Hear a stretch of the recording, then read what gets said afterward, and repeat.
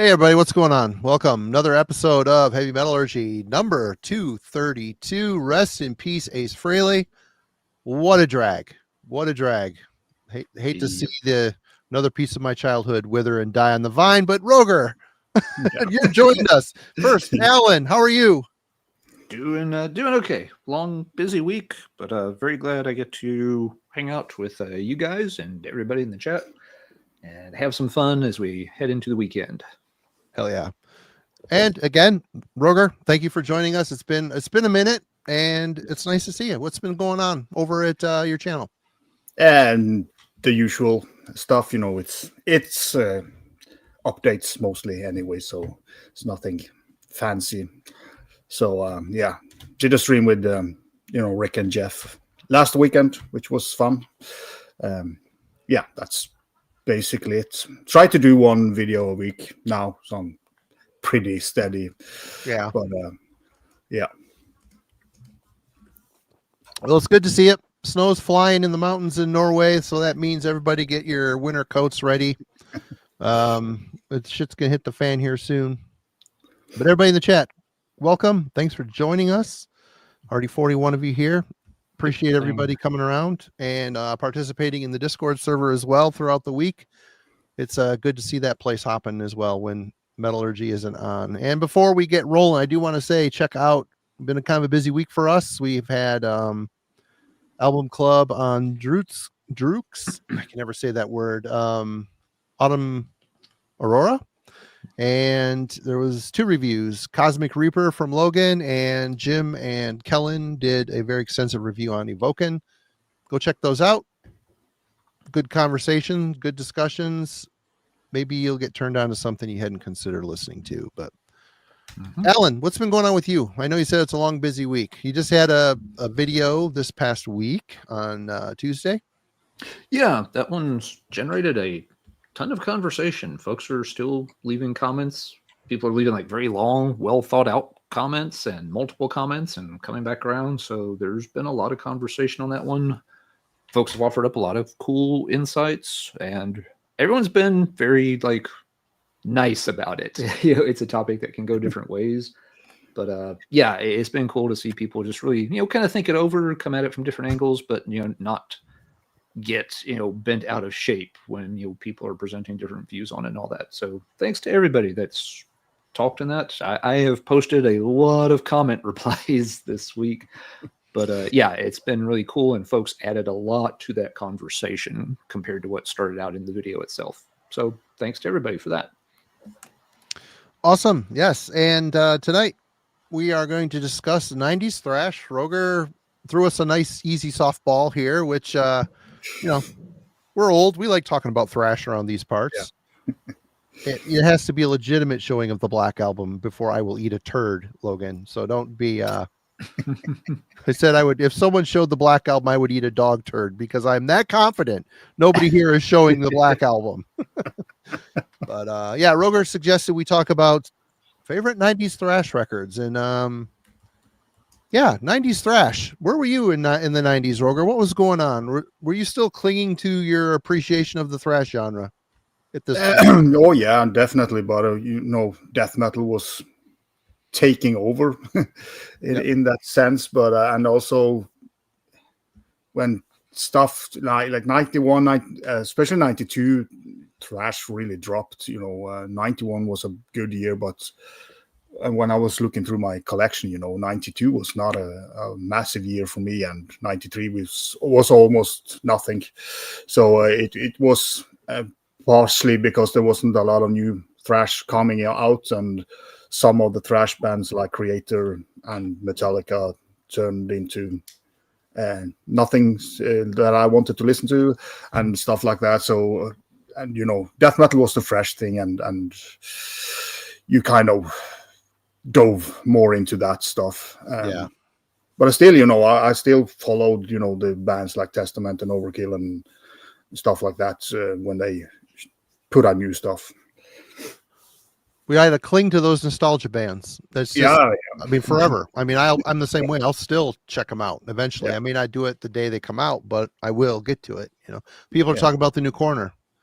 Yeah. I still haven't heard it yet, other than a couple singles. Gonna be looking forward to that too. I keep not ordering it from Century Media, and all the prices on eBay are high too. So hope it's good.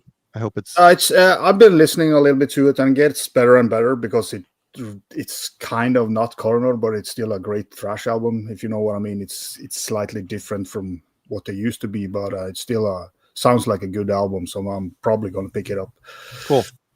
Yeah, it's gotten good praise from folks. What I've seen, I've only heard a few songs, but everybody seems pretty happy with it. Folks seem real happy with the New Testament also, which is another one I have not really gotten to check out yet. Oh, Hollow Man. I'm assuming you're British. Cheers. There's some good thrash bands, but you guys had a rough time. Little late. Anyway, Alan, how about you? Thrash 90s. What were you doing? Where was your loyalties? Oh yeah, I mean, especially at the start of the decade, was still very, very much entrenched into thrash. That was the first real metal genre I started getting albums in. So stuck with that as long as I could. Kind of like Roger said, you get to a certain point in the 90s, not very far into the 90s, and you run into issues, with the legacy bands trying out different things or just running a little low on ideas, and other styles really getting moved to the fore. That's what I think makes this topic interesting. 80s thrash is easy. The 80s are thrash to metalheads. The 90s, you think, oh yeah, thrash is still doing fine. And then when you start thinking about it, well, it's doing fine until maybe, 2 or 3 for the first 2 or 3 years. And after that, things get really strange. And I think we'll see that. There'll be a lot of emphasis, I'm sure, on early years. I was mentioned this to Marty and Roger before we came on, but I'm actually going to keep score on the year of release for albums tonight. Just keeping a checklist. Yeah. I want to see how many albums we show from each year in the 90s. And I'm very much guessing the first couple of years are going to have a ton of tick marks. Yeah. And as you get later and later, I think it's going to get fewer and fewer. It's a style that, like Roger said, death metal came up and kind of became the new extreme thing. Yeah. So all of a sudden thrash was feeling a little dated. And as you got deeper in the decade, black metal replaced death metal as the new extreme thing. So then thrash is like, 2 steps behind. It's, really, really out of date by then. So it became harder and harder to be a great thrash band as the decade went on. I will see some exceptions to that, I'm sure. We'll see some examples of, how bands tried to change, some more successfully than others.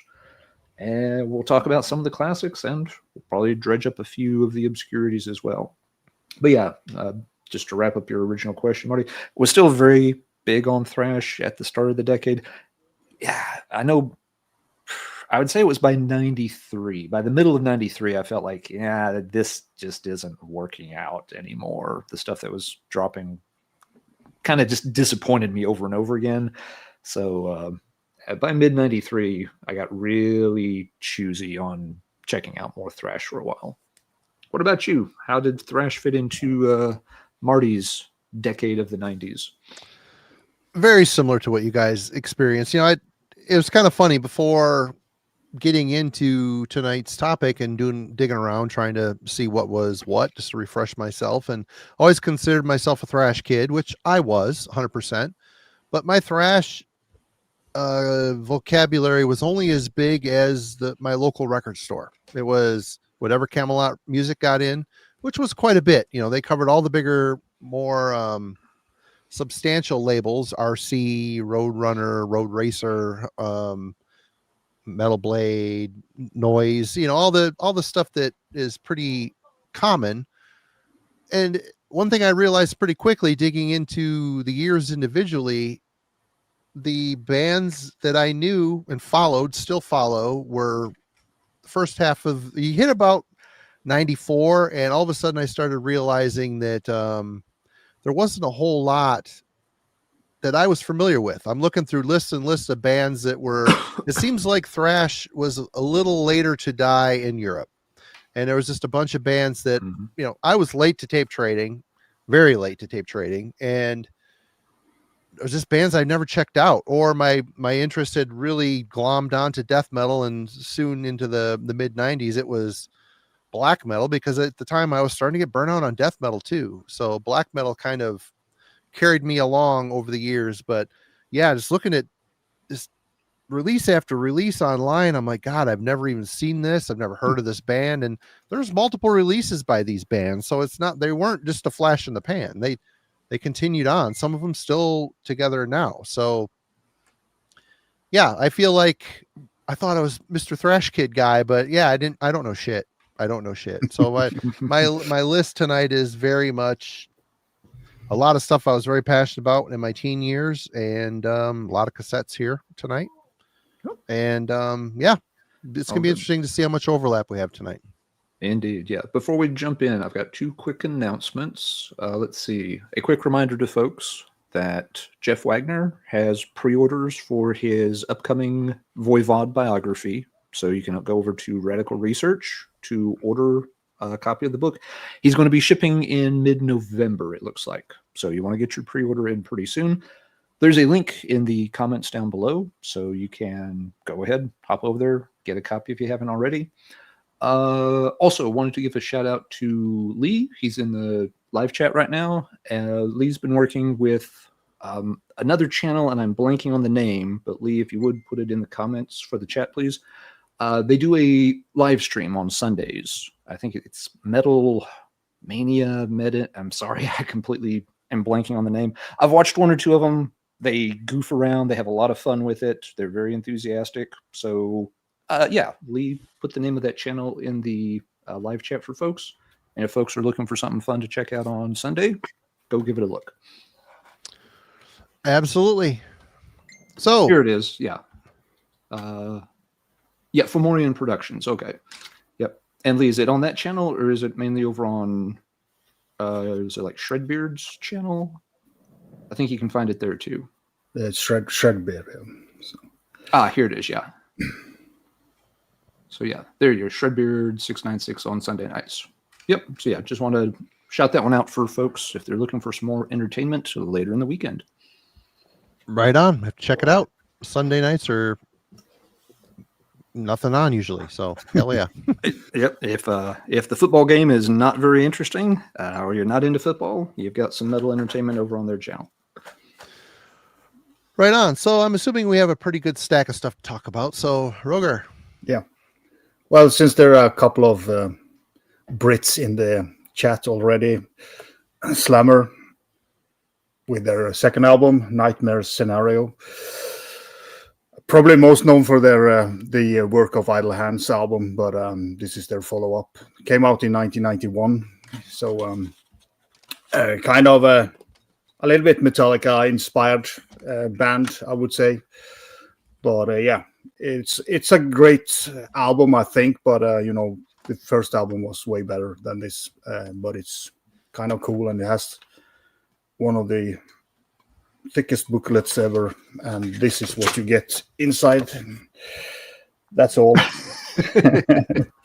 So it's out on a weird label called Heavy Metal Records or whatever. So I don't think a lot of people got this in their collection back in the days.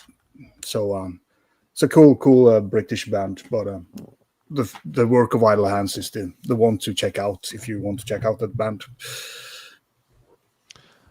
And also, we should awesome good start there, Roger. We should also mention too a humongous thanks to Rick and Logan and the guys over at the Dreadful Minutes for last Friday, essentially covering for Alan and myself. I was out with friends camping in the woods for the weekend, and Alan was out on a family trip. So thanks again, Rick and everybody. I kind of checked in on it every once in a while. Looks like you had a good turnout and good conversation. So hell yeah. Thanks again, brother. Appreciate it. Yes. If anybody completely missed that, go check it out on Rick's channel. Even more good stuff you can catch up on this weekend. Yep. And already they're chiming in. Last Friday turned out great. The fellows did a good job. Hell yeah, they did. We're in safe hands. You guys don't even need us. We're good. They're all set. Alan, we can officially retire. We can retire. Hell yeah. Let's do this. Good deal. All right. Ruger, what year was that Slammer from? I got a 91. 91. Okay, thank you. Yeah. Yeah, I've never checked them out. It's a name I've heard good things about, but I just never have kind of. Yeah, it is the first album. I'm really fond of that album, but this was a good kind of follow up, but it's not at the same level. Mm-hmm.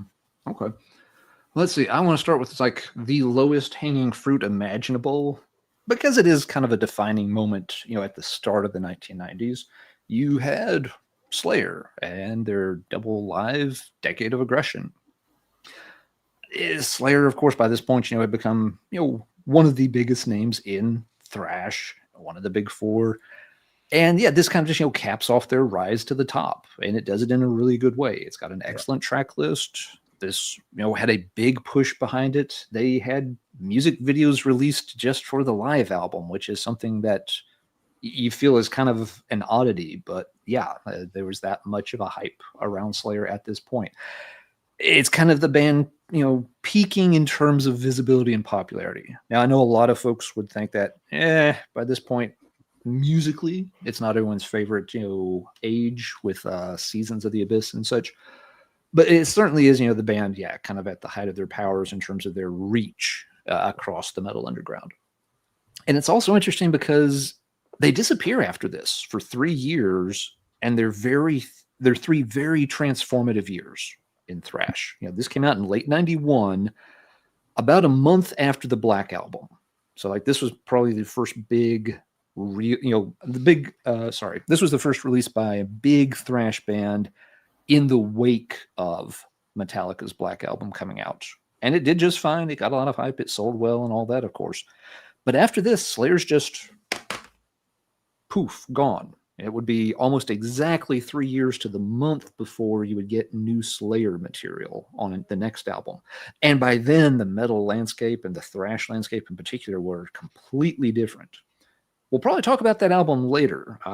Spoiler alert, there will probably be a few bands I touch on more than once tonight, just because there's so much change in the 90s that this doesn't really represent, Slayer, except at the very dawn of the 90s. Later in the decade, they're doing different things, so might circle back to them and talk about later phases of some of these bands. But yeah, Decade of Aggression, it's, one of the big classic live thrash albums. Track list is top notch, and it just felt like, right here, the 90s thrash is still going strong, right? Yeah. Right? we didn't know that it was, already a month into things going in a different direction. All right. Well, I'll stick with Roger here and praising the English. And I had to show Skyclad's Wayward Sons of Mother Earth. I don't know how straight up thrashy this is. It's kind of thrashy, but it's very, boy, I tell you what, when the guys pulled out of Sabbath, that band went to the dogs. Oh boy. Well, that could have been in this conversation today, but it's not worth talking about. But this album is very much, I think this is kind of a groundbreaking album. They're maintaining an English thrash formula that they've kind of curated with Sabbath, and they've added pagan elements, both lyrically and with some of the melody lines, and of course the fiddle. You got the fiddle coming in, becoming a very prominent part to this stuff. Of course, Martin is a very complicated wordsmith, so there's a lot of vocals on here, a lot of words, but he commands it well. He places the words very effortlessly, it seems, into these songs. And man, I was big on this record. Totally love this record. And I was in fact a little disappointed with the Burnt Offering for the Bone Idol. For some reason that album didn't click with me like this one did. But here Skyclad were great, and they've had a lot of really great records over the years, but this was a good start. Saying goodbye to the old, and this is the spiritual successor to Dreamweaver. I think if everybody would have stayed together, the Dreamweaver album, this would have been a good follow-up to it. So yeah, Yep, that would make sense. Yep, thumbs up for me. Skyclad got it right, and they did so without trying to sound American. Which a lot of the English bands did. I mean, a lot of bands were very enamored by Testament or the Bay Area sound, which fine, I get it. A lot of that shit's killer. So I understand why that was the case, but Skyclad sidestepped that whole strand of influence and did something really unique and completely their own. Yeah. It's a good example too of what we said at the intro, that even here by, that's a 91 release and it's a thrash band, but going in a little different direction, bringing in a different, more unique influence with the folky angle. Yeah. That worked really well for them. Yep. All right, Roger, you are back. Yeah. I had the Skyclad pull out as well because it is a kick-ass album. Oh, so good. Yeah. So, well, I'm going to US, and I recently showed the reissued CD by Denial. This is a cutout, promo, as they call it. The Antichrist President, also 1991, Alan, if you want to. Thank you. Keep it a really, really good album. Yeah, Wayward was 91, Alan. Sorry, I didn't mention it. That's okay. Yeah, I knew that one. I wasn't sure on Denial. So yeah, really good album that, finally got a reissue through Awakening Records from China. It's been, I've been waiting for this to come out on better format than tape, but it's an awesome album.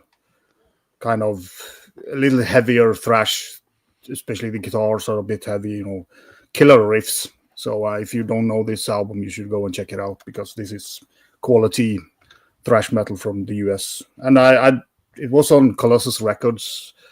Through that, I had some connection with New Renaissance. And I think these guys was going to record a new album, but New Renaissance wouldn't pay for the studio time.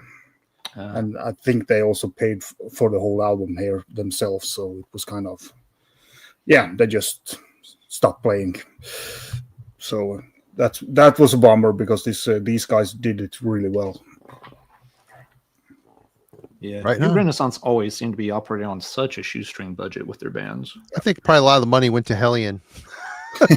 There might have been some bias there. Yeah, Quite possible. All right, Ellen. All right, let's move up a notch to 1992. And this one, it's another big release, but here's an example of maybe thrash going a little bit stale. But it was one of the huge releases for early 92. It was Testament, The Ritual.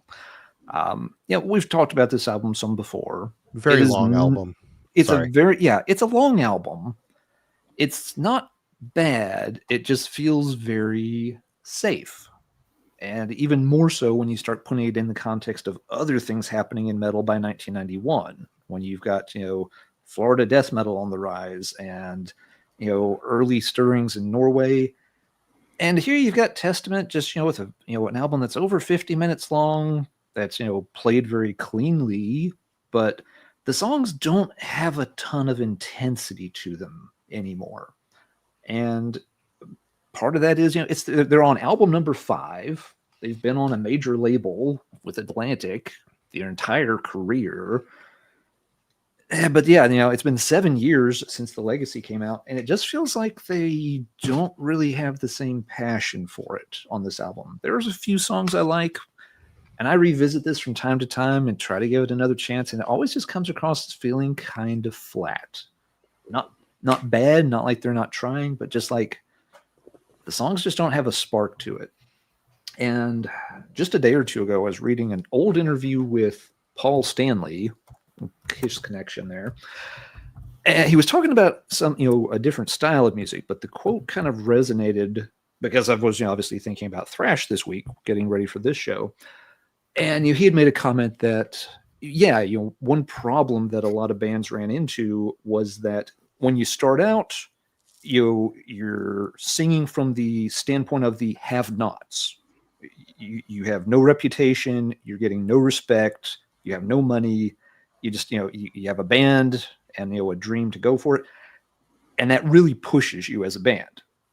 But once you get to a certain level of success, he was like, then all of a sudden you're one of the haves.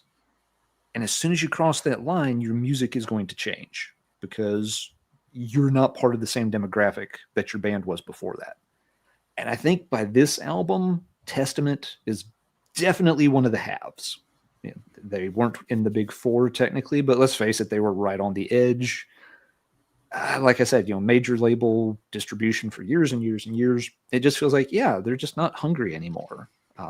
They're not, kids with a chip on their shoulder out to prove themselves. They've already done all that. What were they going to get out of this album that they hadn't gotten out of the previous four? I don't know. Another paycheck, another big tour. So yeah, I think that's the big issue with Testament. And I think some of that probably translated into other thrash bands. By this point, a lot of these bands had already been around for a while.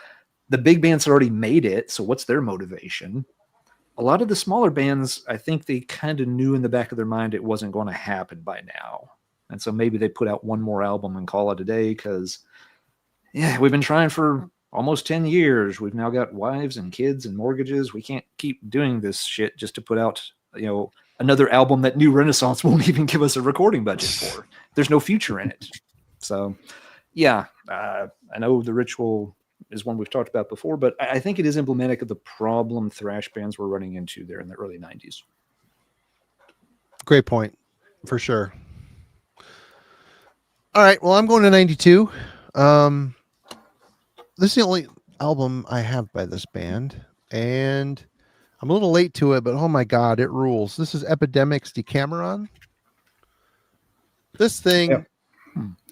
It is very aggressive. There's moments on here that are influenced a bit by death metal, I think, but for the most part, the spirit of the album is very thrash. There's a track on here early on. I listened to half of it today. It might have been Insanity Plea, where it is thrash about as fast as thrash can go without being grind. But it's just kind of a really super fast thrash beat, and the drummer doesn't seem to be struggling with it, which just kind of adds an aura of confidence. This whole album is very well composed. It's very aggressive, very meaty. The production, it's mastered a little quiet, but it's got a really good sound to it. It still has the thrash spirit to it, but like I said, some death metal elements are creeping in. But I think for a album that was out during that time, they really walked the line quite well between both styles and made something pretty. Looking at a bunch of the other stuff I have pulled here around the same time zone, time around the same era, it's pretty unique. It's kind of amazing. This was on Metal Blade. And this is one it evaded me back in the day. I never heard of it. It came up in a much later late night eBay dive of thrash metal cassettes. I found it for cheap, and so yeah, I remember seeing that. I'll check it out. Awesome, great. I would highly recommend it. Epidemic's Decameron, excellent album, good stuff. Yeah, I don't think I've ever heard that one. It rings a little bell, but I cannot place it. So I think I do have it on CD, but I didn't pull it. But yeah, didn't think of it really. Well, that's why yeah, we'll hit some spots. I think we'll find some commonality, but I think we'll also find some obscure stuff here and there. Yeah. All right, Roger, what you got? Poltergeist, Behind the Mask. Yeah. I had that one too. Yeah, I think 90 or 91. I'm not sure. What your tape? I can tell you real quick. I have it up. Yeah. It's recorded 90, but I don't remember if it was released. Kind of more of a softer thrash band in a way, but really good. Also, their newer albums are actually really good. So they're German, aren't they? Switzerland or something. Oh, okay. I don't remember. Yep, you're right. Yeah. Behind My Mask came out in 91. Yeah, 91. So didn't that singer go on to sing on Cracked Brain by Destruction? Possibly. I'm not so into Destruction's discography, so I don't know. But yeah, cool album. This is a reissue through Marquee Records in Ireland. I visited a bit today to re-familiarize. It's been a hot minute, and it's weird. It goes from sounding very American to having a bit of a German, especially vocally, sound to it. So it's a very good record. Kind of techie, has a little bit of a like semi-techy stuff, and a little bit more. I don't know if the vocals does a little bit more melodic style on it. So, but as I said, they have some more recent albums, and they are good as well. So, well worth checking out in general. For sure. Yeah, it's the only one I have by them, and definitely enjoyable tape. 100%. Awesome. All right, Alan. Okay. All right. Well, I misspoke a minute ago. I said the Slayer Decade of Aggression was probably the first big thrash album that came out after the Black Album. There's one more that squeezed in between, because the Black Album came out in August. I always think it came out in September, but it made it out in August. First week of September 1991, Overkill released Horoscope. Yep. So talk about a tough time to release a thrash metal album. Hey, the Black Album good. Came out a couple of weeks ago, and anybody want to listen to this one too? No? Crap. And another one from Atlantic. Really good album for Overkill. Another band that had built up a really good following, had been on a major for a while. But here it feels like, unlike Testament, this album still really delivers what you want from Overkill. It's still very heavy. Songs are still very catchy. It still has the snottiness and attitude pretty intact, which was always, part of Overkill's trademark. They drew a lot from the punk and hardcore scene, but without it taking over the sound. It was still very much thrash. This album worked very, very good. I was really excited for it when it came out, and this one did not disappoint at all. But as I look at some of the other albums, like the Testament one, some others we may talk about, this was one of the last ones that I was anticipating a lot that didn't disappoint a lot.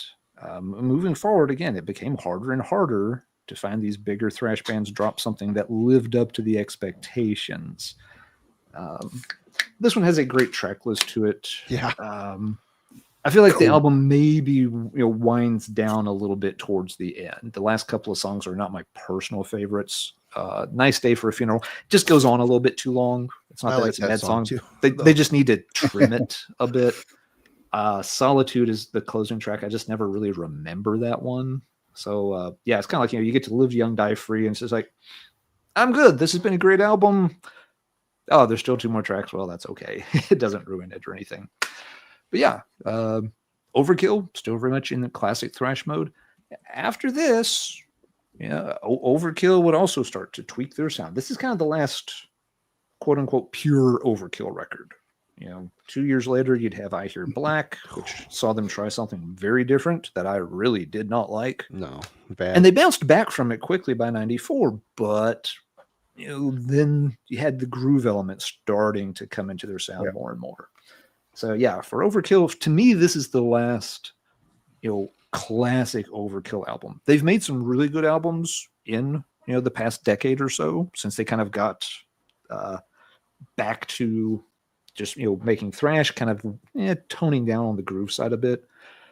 But Horoscope, it's the last one that's absolutely essential from their early albums, at least for me. All right. Well, this is a band that's getting a lot of talk in the press right now, and amongst fans. They dropped a new album after a very long time, and I haven't listened to it yet, but apparently it's not very well received, and that would be the new Dark Angel album. But I had to pull Time Does Not Heal, and this shit, it rips. It's really good. It sounds like Dark Angel. But it's one of those albums. There was a hype sticker. I don't know if this was this one or the last one, saying there's like 391 riffs on this album or something ridiculous. Which, if you were to slice up and dice it and have a little bit more concise songwriting approach, you could have probably 5 albums worth of riffs in one album. And it has always been the one thing. Darkness Descends is my first jumping in point with this band. I really like We Have Arrived. And I really like Leave Scars, although Ron Reinert's voice was a little bit of a change. I ended up liking it, but even that album was starting to get really over. It was kind of riff salad was starting to happen. This album is completely, the chains are off, and this is a riff salad album. There are reoccurring themes here and there that indicate his songs, and I really do like the overall barrage of it. But I've kind of come to first, I'm asking myself, why haven't I checked out this new Dark Angel yet? It's because I don't know if I care. And that's, I think, maybe what a lot of people are which isn't fair to the band. I mean, they're doing what Dark Angel's always done. But yeah, I mean, write me a killer thrash song that's got, 63% less riffs. I mean, that's a pretty good sliding scale. I think you knock her down 63% and there's a killer song in there, But yeah, this is a tape I like. I did listen to, but I never fully warmed up to it. And it's because it's so challenging. It's such a they're trying to punish the listener for no real reason. And they're not really it isn't because of the attack. It's just because of what they're throwing so much at you. It's like ADHD metal, Yeah. As I remember, Marty, even the production's a little rough on a little that weird. One. Yeah, it's got a weird production that does not help any in terms of wrapping your head around all the sound that they're throwing at you. I disagree because I fucking love this album. So please counter my criticism. I'm interested. I mean, I bought this. This is the original. Fallout from Under One Flag. But when I bought this album, I wasn't very familiar with Dark Angel. I think I only had one prior to this, but this album just clicked with me big time, and I love kind of that. A lot of riffs has always been something that I like. You like the challenge, yeah? I like the challenge, and this album was a real challenge, and I just dove into this album head on, and I have loved it ever since, and it is my favorite Dark Angel album. And you can say the same about Overkill. Horoscope is also a kick-ass album. So good. Yeah. Two massive albums for me at a time where death metal were kind of taking over. But that Dark Angel, with all that things going on and intensity of the album, is just fantastic. I just fucking love it. So yeah, right on. But talking about the new one, for me, it's the vocals are fucking weak and really bad. He sounds pretty good live, but he tried to be, I don't know if he tried to be a little bit harder on the vocals in the studio and not sing, and therefore it's just like he sounds so worn out and bad, and then you listen to him sing old songs live, he sings way better. So I don't know, I really can't tell you how the riffs are, because the vocals just annoys the hell out of me. So it's definitely not. No, I'm not going to buy that album unless I get it for, free. So, right. Yeah. Well, let's continue with this. Going to the land of Japan, or Japanese band called Narcotic Greed and Fatal. Came out in 1994. Really good. In a way, technical, semi-technical, a bit progressive, a bit weird. It's, music from Japan always have a little bit weird twist to them, I feel, and they have something unique. The vocals is also kind of a little bit all over the place. They do have a slightly punk feel to the way they're playing without playing punk, but this is a really good album, and I was playing this last night to kind of refamiliar myself with it. So, and this is a reissue where I have kind of a history thing going on, so you can get the whole history behind the band. So it's out on Dive Bomb Records, the reissue one. So yeah, really cool thrash album. If you want thrash that's not sound like anything else, it doesn't sound like American or European. It's kind of a mix, and they have some really weird riffs going on here, like twisted stuff that is quite interesting to listen to. Cool cover. Very Yeah, interesting. yeah. Roger, Pieface was asking if they have 2 albums. I'm not sure. This is the only one I have, and it has the 92 demo on it, so maybe that's what he's thinking about. I don't know. All right. Alan. All right. This one's also from 1991. That's yeah, definitely a popular one at the moment. And another, Roger mentioned, thrash band starting to get a bit, maybe more techie and weird. This band was always a bit techie and weird, but certainly by this point, Anacrusis with Manic Impressions, album number 3 for them. I'm gonna run out. Their debut was mostly straight thrash, but even by the sophomore album, they were doing something much more unique. This one shows them, getting more into that kind of cold and clinical side of technical thrash, which was something that I guess you could say it started. It certainly was becoming popular by '88 with And Justice for All. You had Watchtower, of course, around then, before then, and then the second Watchtower album in '89. But this was one branch on thrash's tree. It's like, okay, some bands are going to try to kind of push the genre in this direction. And it always seemed like they ran into some issues, just that it never quite got that popular. Lots of the albums are great. They have a lot of respect, these days in hindsight. They've always had their fan bases. But, Anacrusis, not one of the big 4, not one of the big 8, not one of the, I don't know how far down we have to go before you get Anacrusis, maybe one of the big 64 or something. And it's no disrespect to them. They're one of the best bands from that period. They always had their own thing going on. But here was thrash trying another different direction and doing it well, but it just never caught on with a very big audience. So in a way, I feel like this branch became a little bit of a dead end. A lot of the bands that tried something like this didn't have much success, and several of them actually kind of broke up or had to go on hiatus after releasing their tech album, because it just turned out there wasn't much of a market for it. But Manic Impressions is very cool. This is one of the reissues.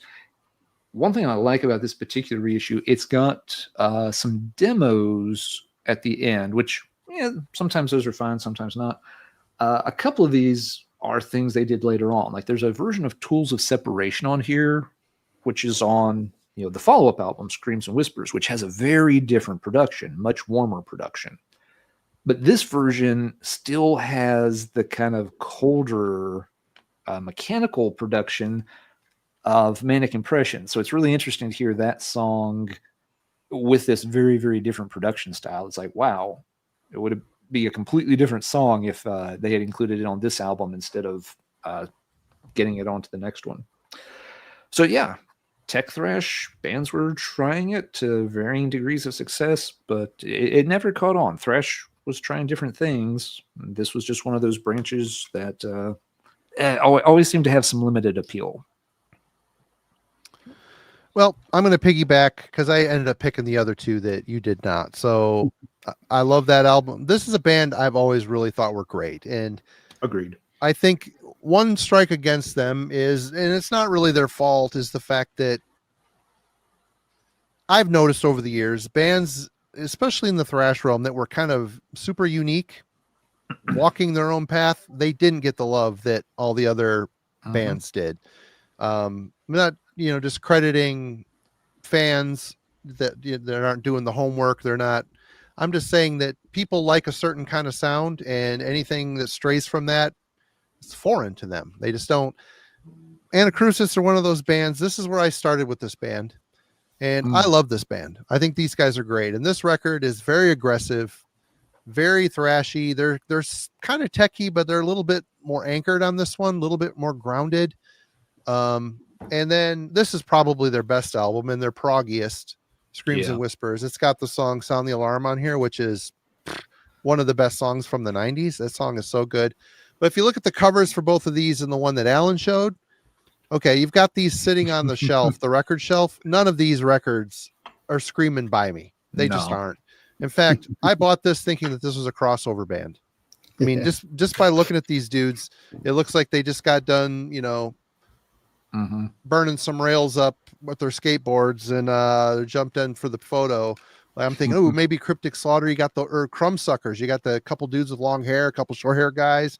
Not that at all. Not that at all. But it blew me away. And following this band over the years, and even Ken Nardi's solo stuff, it's all really, he's got such a keen ear for what type of music he writes. It's very unique. Even his solo stuff sounds like Anacrusis. So it's one of those, it's kind of a bummer. They did all the right things. They toured, they were on the big, you know, they're on Metal Blade Records their entire career, except they started off on was it Active or Active Records? Yeah. But then it got picked up. The first album got re-released on Metal Blade, I think. But yeah, this is really kind of forward-thinking thrash with mixed vocals. Ken's voice his screams are just scathing, but his cleans are. He's got a beautiful voice as well. So, but they went out and they toured. They appealed to their crowd and confused a lot of others. So it's kind of a bummer tale in the history of 90s, you know, thrash metal in the US. You had to either sound Bay Area or I don't know, Bay Area, I guess, to make it Anthrax, splash. East Coast. Yeah, Anthrax, East Coast, Overkill, that type of stuff. But yeah. I mean, Power Mad from Minnesota, they got signed to a major label, because they were there at the right time and they fit that mold. But Anacrusis didn't fit that mold. All right, Roger. Yeah, I also had this pulled out, but yeah, love this band, love that type of thrash. It's kind of something that resonates well with me. So yeah, I'm gonna actually going all the way forward to 1999 with an EP by a band you probably know, but this is Hypnosia with Violent Intensity. Great band.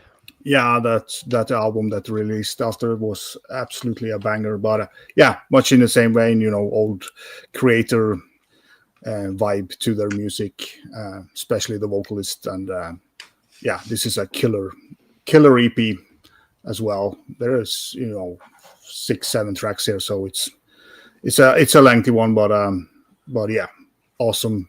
This is a reissue on Soul Cellar. I didn't pull out the original. I don't know why, but yeah, pulled out the wrong one. But really, really good stuff. Nice. Alan. All right, let's check in on another bigger name band that was kind of misfiring here in the 90s. Flotsam and Jetsam have album number 3. They're, you know, again, big label, MCA backing them. They release When the Storm Comes Down. Cool title for an album. And that's kind of where the cool ends. We've got cover art, which is not even worthy of a demo band, much less a band on MCA. It makes go ahead. I can't remember their name. It's all right. It'll come to you. Infernal Majesty's cover looked like a Dali painting. All that's missing is the pointy crown and a couple of claws sticking through the front, and you're right there. You know, it's in that ballpark. Yep. You've got a production that makes it really hard to love here too. The guitars don't have a great sound. The drums don't have a great sound. Eric A.K.'s vocals, there are times he sounds good, and there are times his voice can have a little bit of that nails on a chalkboard effect, at least with me. Not my least favorite thrash singer at all, but sometimes I'm not in the mood for him. This album, you know, is kind of universally panned as, one of the examples of really bad thrash from the earlier 90s. I think it does have some decent songs on it. I mean, I found it used for $2. I was willing to pay $2 for it. I'm okay at that point. You know, kind of like Roger. If I can find it cheap enough, fair. But I don't know if I would have paid $5. The margin was pretty narrow. But there are some good tracks. The standout for me has always been "Suffer the Masses." I think that's a cool song. It could have been on one of the earlier albums. And some of the others are okay. Some of them are just, it's like, it's fine. It's forgettable. It's another band that feels like, yeah, okay, they've made it. They've got the big label and, you know, the bigger production budget that they used for something, maybe not production. And it just feels like, yeah, this just isn't quite working. You've made 2 really good albums before this, and all of a sudden you're kind of going in the wrong direction. So not as horrible maybe as some folks make it out. It has a few moments on it that are worth checking out, but again, for a band with this much going for them at this point in their career, should have been much stronger than what they released. So when the storm came down, and then this is another one that, yeah, the next album, you know, Quattro, they really start moving outside of the thrash metal territory a bit. An album I tried to get into Quattro for a long time, and it never really clicked with me. So Flotsam and Jetsam, another one of the bigger bands that's are already struggling here in the early 90s. When the storm came down, it landed right in the bargain bin because that's where I found my copy for $1. That's where I got Quattro. I got Quattro. I think it was $1.99 in the bargain bin like 3 months after it came out. They must have pressed a shit ton of those because I've seen them all over the place. Yeah, you still see that one around from time to time, dirt cheap. It's again, they had the label, they had the distribution, they just didn't quite have the chops at that point, sadly. Oh well, Marty, what you got next? All right, well, we're going to Milwaukee, Wisconsin with the second full-length album by Realm with Suicidity. Yeah. This thing, put it on the gate today to remind myself if I still liked it, and yeah, it still rips. It's techie Midwestern thrash with a good polish on it, the real good clarity. The bass is crystal clear. The thing that sets them a bit apart is they have a power metal type singer. He's very much a whale siren, air raid siren type of singer, and it's a good record. It's a good mix. It fits well, and it's kind of like what Watchtower was doing, although these guys are not Watchtower. Let me put that out there. But that techie kind of thrash with, a good power metal, soaring type of singer. Both their albums are good. The only real strike I get against this band is on the Endless War. They cover Eleanor Rigby by the Beatles, which is this album is 100% Beatle free. 100% Beatle free, and yeah. Good record. Did I mention the year on that one? I think it was 91. That's a 90. 90. Yep. But all right. Yeah, kind of a shame that band didn't stick around longer. They always felt like they had potential for more. Yep. So yeah, I have the OG vinyl. Nice. Oh, cool. So kind of yeah. I just want to go over to Roger's and hang out for the weekend and just dig through his stack back there. All the treasures. There are some treasures, yeah. I do prefer the first album, but I mean, cover songs is not my thing. But oh, okay, I didn't know this. Ilkus, thanks. So yeah, Realm I didn't know that. Into White Fear Chain. I've never heard that name. Me either. But went into a groove direction, which is sadly not unusual for a thrash band in the 90s. Yep. Okay. All right. Yeah. Thanks, Ilkus. I had no idea. Cool. So yeah, going to Germany this time with the Mekong Delta with Kaleidoscope or whatever you're gonna pronounce that shitty font. It's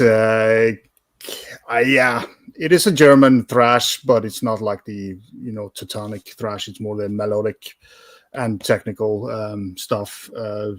This guy Ralph Hubert, who is the producer and stuff, he on the first 4 albums he has a Swedish name, Björn something.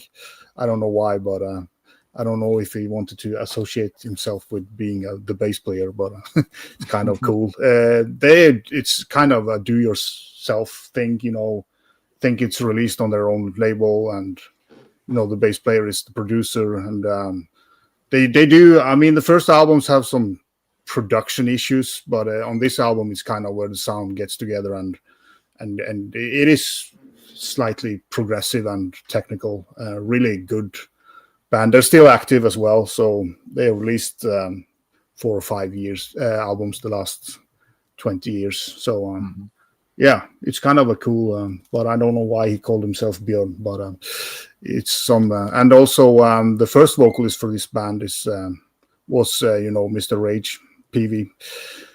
He sang with them before they released an album. So yep, there were there were some X-Rage members in that band early too, weren't there, Roger? Yeah, there was another one as went on to Rage. But I think that was before they released the first album. So yeah. Yeah. All right. Yeah, cool. I've never dug into their catalog a lot, but I've been kind of poking at it just a little bit lately. Yeah, interesting band. All right, Alan.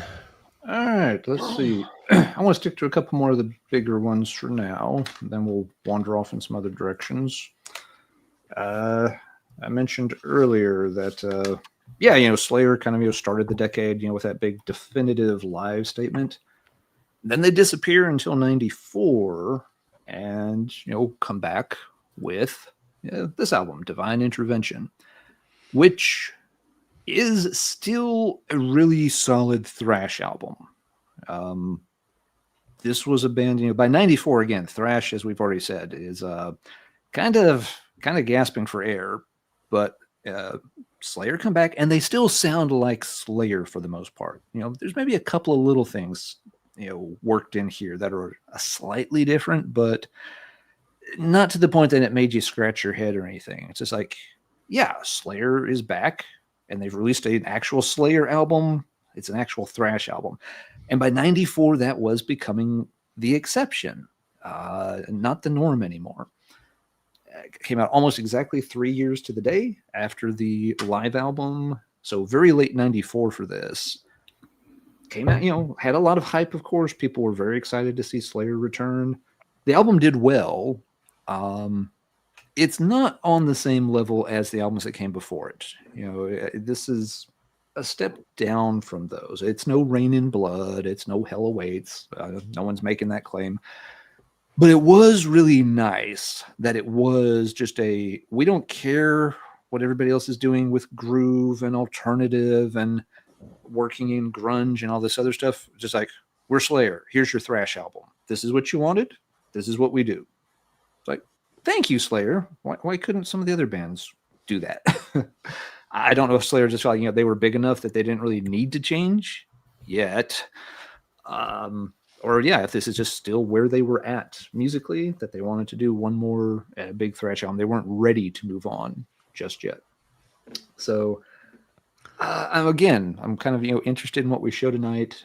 I'm feeling like at the start of the show, at least, this is one of the last big pure thrash albums from the first half of the 90s that I don't know if we're going to see another one after this or not. Maybe we will. But I feel like after this was, in a way, Divine Intervention was the last hurrah for thrash. Because after this, Slayer would go away for 2 years and come back with an album of, hardcore punk covers. Kind of a fun idea, but it's just a covers album. And 2 years after that, they'd come back. And by then, it's 98, and they're recording Diabolos and Musica. Not going to talk about that one tonight. If you guys want to, power to you. I'm going to take a pass. But yeah, Divine Intervention, late 94. You do at least get one last good slab of solid, pure thrash metal out of it. All right. Well. Oh, and Marty, I'm leaving one hanging for you, but if you don't pick it soon, you're just going to have to rest in peace. All right. Well, Roger mentioned PV. Had to show my favorite Rage album, Trapped. I don't know if this is super thrash. It's got elements of thrash, but it also has good elements of straight up German heavy metal. And but there's a punch, there's a gallop, there's some good double bass and some technical things going on here. I love this record. I love this band. They're a great band. Still haven't checked out the new one yet. I need to do so. We're still a little close to our Rage deep dive for me to be listening to a bunch of Rage anytime soon. But this has always been, Jurgen turned me onto this one. I'm watching his Rage video and I'm like, it can't be that good. Put it on. I'm like, oh my God, it's really good. Super catchy. this is where Rage really is hitting their stride, and they kind of live in this realm for a while. Just perfectly well written songs, and they have their own sound. PV's such a unique singer, a songwriter, prolific songwriter. Holy shit! Yeah, great mix of different varying metal styles is what Rage is, and I appreciate them for that. Yeah, they usually they vary a little bit with albums and stuff, but they go back and forth, and they're usually in that nice pocket somewhere between power metal, thrash metal, and just good traditional metal. And that is one of their top albums, absolutely. Yeah. All right, Roger. Well, going back to UK with Damn, or whatever you pronounce this, Inside Out came out in 91, I would say, or 92 probably. No, 91. So one of these kind of unknown, in a way, British band that didn't really do much, but released 2 great albums, in my opinion. Kind of the UK style of thrash, has this extremely thin paper with a lyrics on it, out on something weird label that I can't read on this backside. But yeah, it's a really good album, and I've seen several people picking it up lately, but back then it was kind of a band that nobody really talked about, maybe because of the great artwork, and being from UK wasn't always a kind of selling point when it came to thrash. But really cool guys back there. So it is more of the softer side of thrash, but still. Very good album, in my opinion. All right, Ellen. Yeah, that's one that, the band name, if you're a certain age, you buy it just because it says Damn on the cover. And if you're a certain different age, you completely pass on it because it says Damn on the cover and it just feels too cheesy. I got it because it said Noise Records on the cover. On the back cover. Yeah. Thank you, Mr. Hipster Marty. Yep. All right. Yet another 91 release. I always forget this came out in 91, but I hadn't played it for a while. Revisited it this week. Razor, Open Hostility. So we're on album number 2 with Bob Reed. Not most people's favorite era of Razor. Fair enough. He's serviceable. I don't mind him singing for the band. Yeah, okay, he's not Sheepdog there. We got that out of the way. But on this album, he does sound quite good, and the band still sounds very tight, very angry, and still very catchy. They're doing the things that worked well for Razor in the late 80s around like Violent Restitution. They're still doing them here. The album in between, Shotgun Justice, is one that I just never revisit. I don't remember it being bad, but it never made that strong an impression on me one way or the other. It's good. It feels like, I still have it. It's like, okay, it's there, but it has the problem of like, it's sitting on the shelf next to Violent Restitution, and so like, I could just play that again because I love that album. But revisiting this one this week, it finally got dusted off. And I was like, oh, wow, yeah, this one still has, all the kind of piss, vinegar, anger that you'd want. They still sound really tight and ferocious. People complain about the drum machine on here. It's certainly not the worst use of a drum machine I've ever heard. I do get it that once you are paying attention, it's like, the beat is just a little too steady for a little bit too long. They don't have quite enough. Programming those things are a pain in the ass. yeah, and they're trying to program it, in 91, and it's Razor. They were never a big band. You're not dealing with a huge budget or anything. So yeah, I'm sure it was a real pain in the ass. With that in mind, I think they did a good job programming it. The drum sound doesn't annoy me at all. It's just that you can tell it's a drum machine, but not in a really obnoxious way. Album starts out really hot. The first 3-4 songs on this, In Protest and such, are really good. I mean, they give you the mission statement up front. It's Razor. They're going to, be angry. They're going to sing about things that piss them off and they don't like, and you're going to have a good time listening to it. It's probably the last essential Razor album. again, I haven't played later Razor very much at all in a long time, but I want to go out on a limb and say this is probably the last Razor album I really, really need on the shelf. If I have others, okay.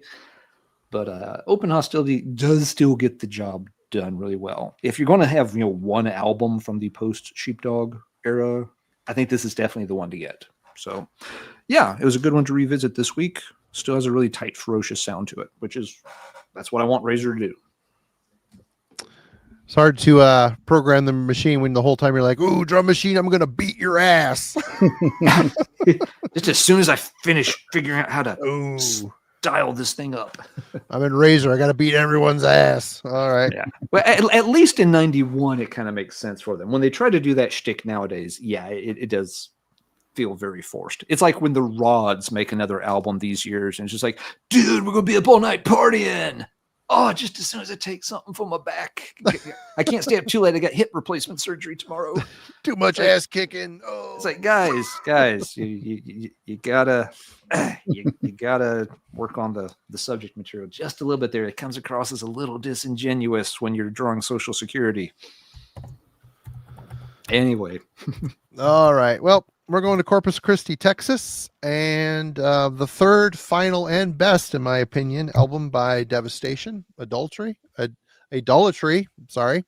Yeah, this band got decidedly better every album they put out. Signs of Life is really good. My first soiree into this band was that cassette, and this here just blew me away. I'm putting it on today.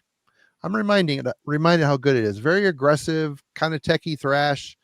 Aggressive, but vocals that go in and out of pitch. There's a lot of aggression behind them. It's just a really well done record. This is a reissue on Punishment 18 Records. I don't know what the hell that even is. Yeah, Italy. Huh. Don't know how it made it here, but here it is. Not really much to say. This would have come out 92. Alan, I'm sorry. Hold on. Devastation. I can check on it while you. It's 91. 91. And 91. Okay.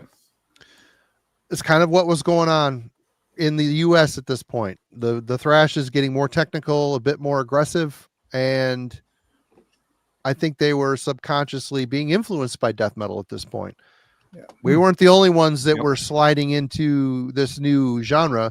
The musicians had their ear to the ground too, and they're like, "Oh man, these bands are super aggressive." And I think it's spilled into the music a bit. Not that thrash was never not aggressive, don't get me wrong, but I think death metal made them really kind of dig in and get a bit angrier. Yeah. But is that a Morris Sound production?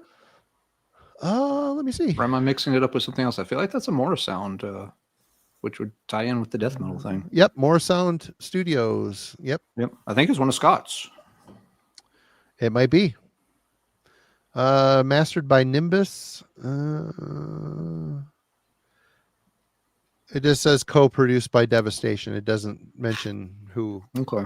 I'm pretty sure in the Metal Archive notes anyway.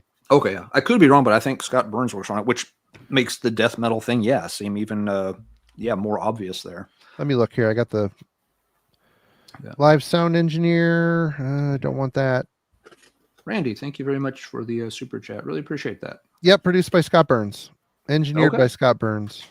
There you go. So he has production credits too. Like, you guys should do it this way. Not only did he turn the knobs, he gave his hey man, thanks Randy Beans. Appreciate you. Yeah. That could be, you're exactly right, Alan. That could be exactly why it also got a bit more. They went into the heart of the scene exploding of death metal and recorded an album. So yeah, they were wanting to go where the death metal was made to kind of get a little bit of that kind of sound, maybe. Yep. Yeah. Cool album. It's one I came to really late, but yeah. And as a lot of folks in the chat gave that one a big thumbs up. Yeah. All right, Roger, what you got? Yeah, great album. I forgot to pull that one, but yeah. I got you. Yes, good. So 1993 and US Visitor, or how you gonna pronounce, self-titled, damn good thrash album. The vocals here are more, I would say, more towards like Hellstar in a way, high pitching. Also, sometimes when he does those high pitch, he reminds me a little bit of a younger Warhol Dane as well, but a really good vocalist. And kind of gives this album a little bit, in a way, melodic edge because it's kind of riffy thrash with a really good vocalist on it. So kind of, even though he's more like a power heavy metal vocalist, he fits the music very well and brings a kind of a certain spice to their music. Really good album. This is a Dive Bomb reissue again. So good old Dive Bomb. Yeah. Dive Bomb has a lot of really good reissues. So really good album. So if you haven't heard this, go and check it out. I played it last night and just kind of got reminded of how good he sings, and kind of these vocal patterns that goes over the riffs is pretty cool. So yeah. I got to say one thing about, we're talking about preparing for the show tonight and, revisiting some of these polls that we're doing here. And that's one, there's been a lot of definite positives about being on YouTube, but doing a channel, especially weekly, it refamiliarizes you with your collection in ways that, I mean, some of these records I haven't touched in a long time and maybe wouldn't have touched in a long time if it wasn't for this. And it helps you, it keeps you grounded with your collection. Yep. Yeah, exactly. Razor. Yeah. Yep. Good point, Marty. All right, Alan. All right. Some folks mentioned this one in the chat earlier.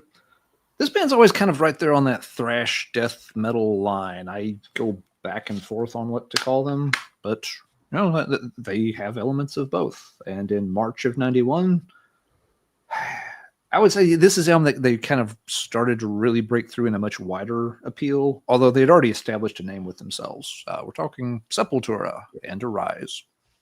Yeah.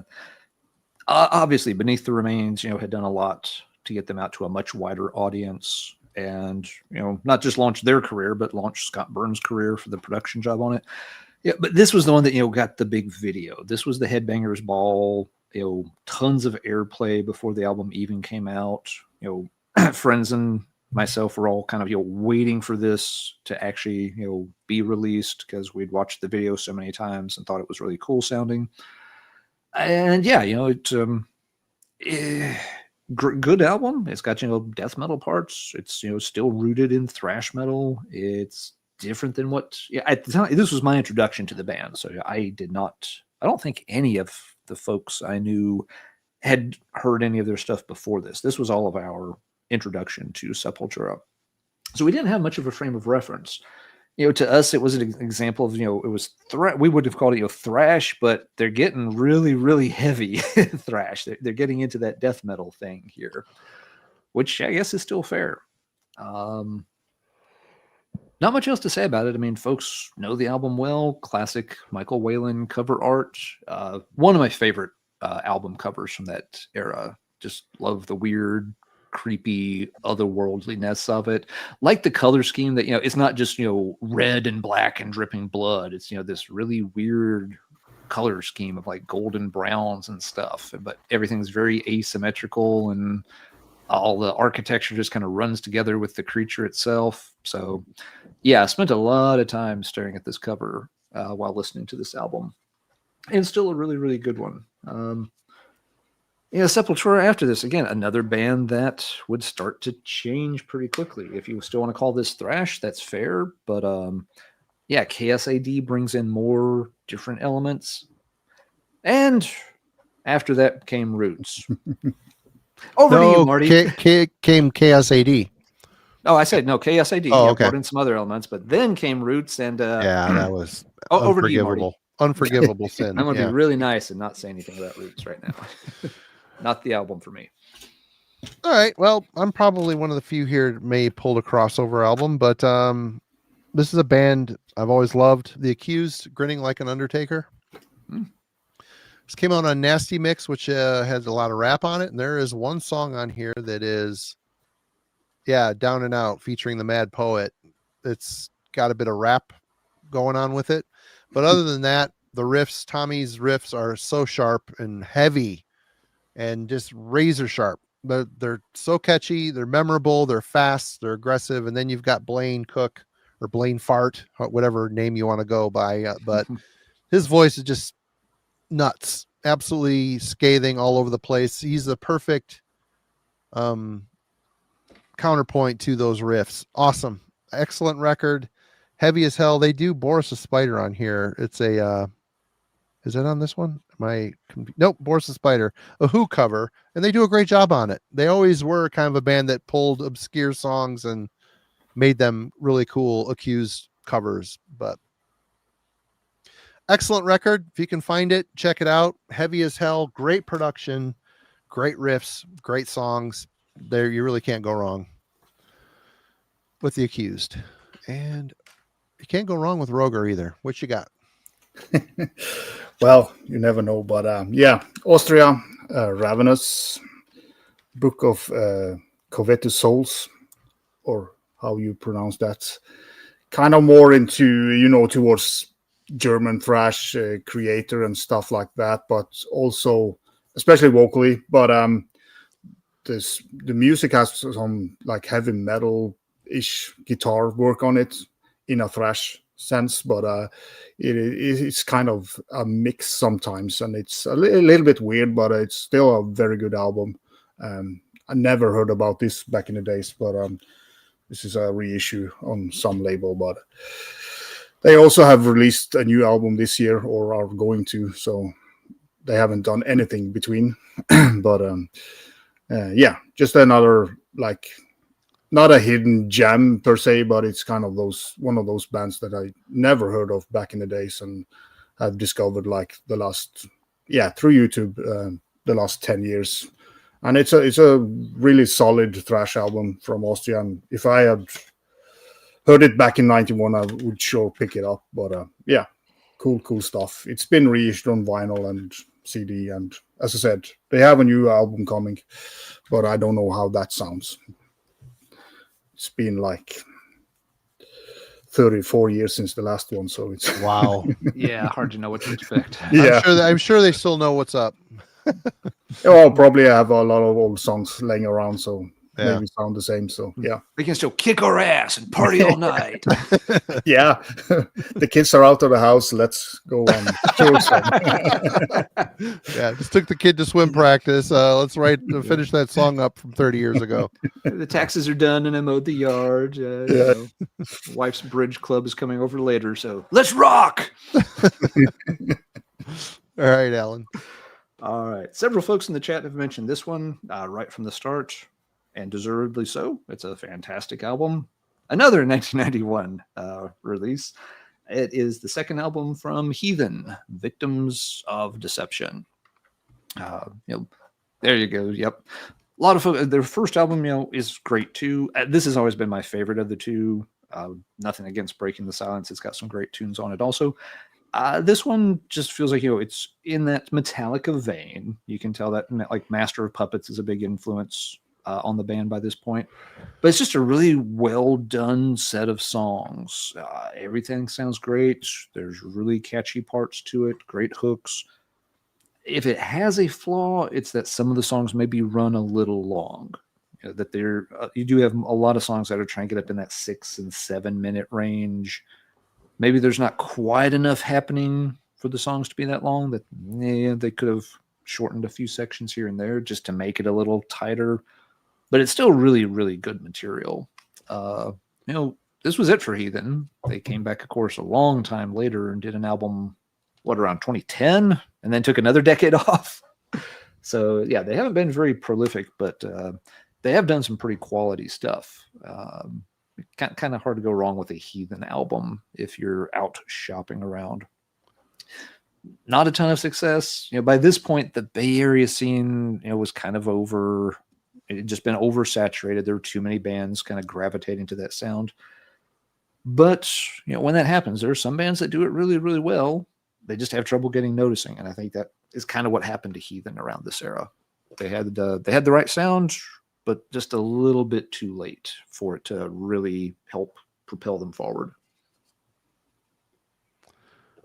All right. Well, Vacuo Steps, if you chose me in your bet, that would be correct. You mentioned Morbid Saint, Spectrum of Death, came out in 1990, I think. Let me check. Yeah. Yes, 1990. I mean, violent, brutal thrash metal. Very acidic sounding, production wise, and these guys are Midwestern too. Yeah, another Wisconsin band. Very well written stuff, and again, it's kind of a rough but raw production on this. I really dig it. It gives it early creator kind of vibe in a way, but it's just very violent, well done, excellent thrash. It's kind of funny. You got bands like Realm that are kind of skating along the power metal lines, and then you got the fellow statesman here just throwing it all in the meat grinder. it's so good, very aggressive, like I said. And I remember this sitting in Camelot, and I would always pick it up and look at it. Not a fan of the cover. No. Never was a fan of the logo or the cover. I'm just like, I don't remember what label this came out on. It was on a It wasn't a bigger one. Evanzetta Metallica. I don't know. Sure. I don't know how the hell the tape even made it to Camelot. They would get some shit in there that I just didn't get how they got, but I didn't recognize the label. I didn't love the cover, and I'm like, I don't know. Should have got it. I would have loved it a lot sooner and had many more years with it. But yeah, this rules. Great record. Yeah, that one. I think the cat's been out of the bag on that album for a long time. That it was just an overlooked one at the time. Yep. Absolutely. Well, I'm going to Poland, and one of the best band names ever, Executor. I can show you the OB Street, all this kind of, it's, yeah. But, it's Polish and really good in the vein of early creator.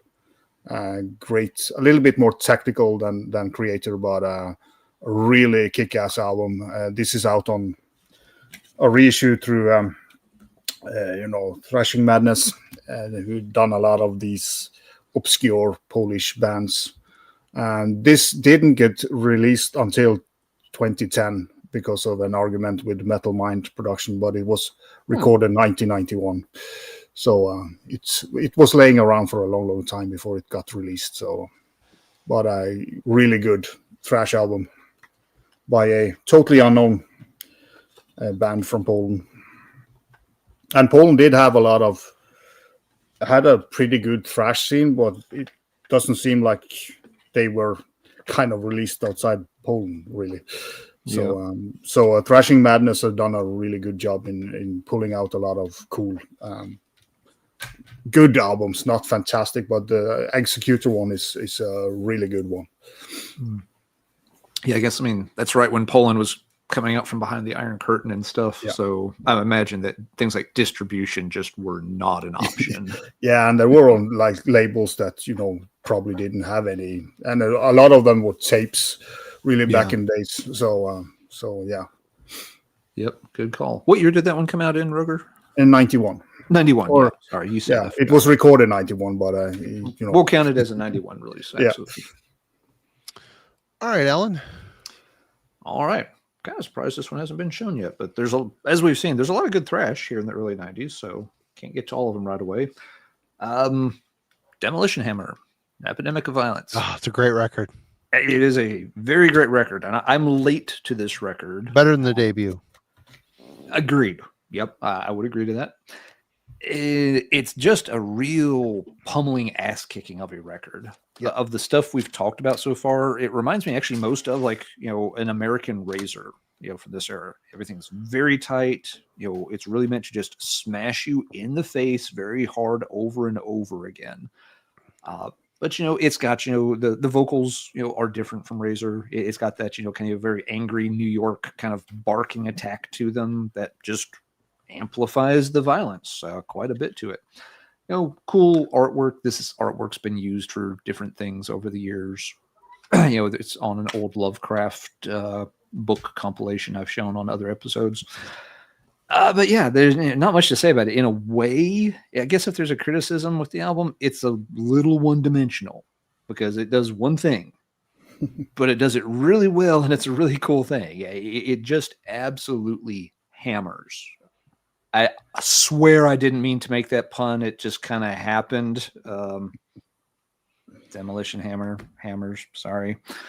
I swear it wasn't intentional. I'll be quiet now. It says in your notes, you have written it down. So,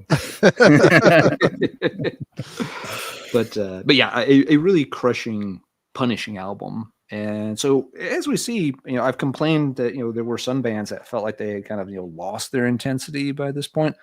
You've got other bands like Razor and Demolition Hammer that are filling that void so that if you still wanted this kind of really high intensity thrash, it's there in 90, 91, 92. It's just, it's not the bigger bands that are doing it. It's this other tier of bands that are still more underground. All right.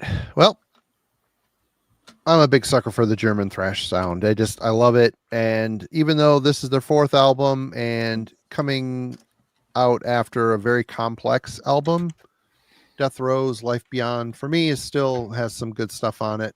I really do like this record. I just like this band. And it really is. Deception Ignored was a tough record to follow up. That album, I was bitching earlier about Dark Angel and a million riffs. Deception Ignored has a million riffs, but somehow it just was in the German thrash context, and I just love what they did with it. They just made it something completely special. And this is definitely not that technical. They kind of go back to Raging Steel, but a little bit more modern, I guess. I don't know. But the songs on here aren't mind-blowing, but they're pretty solid. And I am looking for a copy of this on vinyl. If anybody has a copy they would like to part with, hit me up. This is a bootleg, unfortunately. But and this is another one of those that Dive Bomb reissued with a different cover. Did they? This one? I think they did. Anyway, I had two CDs sitting on the shelf. I just grabbed this one because it had the original cover on it. But yeah, excellent German thrash. They were around since the early days, and it's a bummer they didn't figure it out and keep going. I like this record. I don't love this record. Probably my least favorite of the four, but it's still good. I still do enjoy it and listen to it. When I found even just a bootleg copy of it, I was so excited because it just never showed up anywhere. It was like, I always heard about Life Beyond in Tales Long Gone. Am I ever going to see this record? And I still have never seen a real official copy. So, yep. I heard something interesting recently with Death Row. Apparently they were interviewed at some point, and I don't know when, just quote unquote later. They apparently really don't like their Deception Ignored record. It's a bummer. Multiple members apparently really kind of trash talk, maybe a little too strong, but they really downplay that album. They're like, yeah, we had one new guy in the band, and that's what he wanted to do, and we kind of went along with it, and now we wish we hadn't. So it's interesting because a lot of people really praise that album as like their peak, and some of the band members are actually kind of like, no, that's not the album we want to be known for, which struck me as surprising. And I've heard a lot of people against that record too, because it is very, I pulled it for Album Club, and the dudes I think they all liked it, but they had a hard time unpacking it because it's a lot. There's a lot of shit going on. But the guitar work is so amazing, and it's somehow still memorable. Of course, I've listened to that thing so many times. But anyway. Speaking of Jeff Wagner, I believe he is going to be on the show next week. Is that next week? Yes, a quick early preview. Next week, Jeff Wagner will be on, joining Marty to talk about VOIVOD with the advent of his VOIVOD biography getting released here in just a couple of weeks. So don't worry, folks. I will be sitting that one out. I understand I have no place at the VOIVOD Big Boys table, so we'll let Jeff and Marty do that band the justice they deserve, and I will not be there to gump things up. All right, Roger. Yeah, it's kind of weird that they didn't reissue that last Death Row album as well. They did reissue all the other stuff, but there are probably some copyright issues. Yeah. So yeah, I'm going back to US, and Evil Dead's second album, The Underworld. It's not as good as Annihilation, which is a kick-ass album, but still a very good album by this guy. A little bit technical, heavy thrash, and always like these guys. Actually did a pretty decent comeback album before they released a not so good album.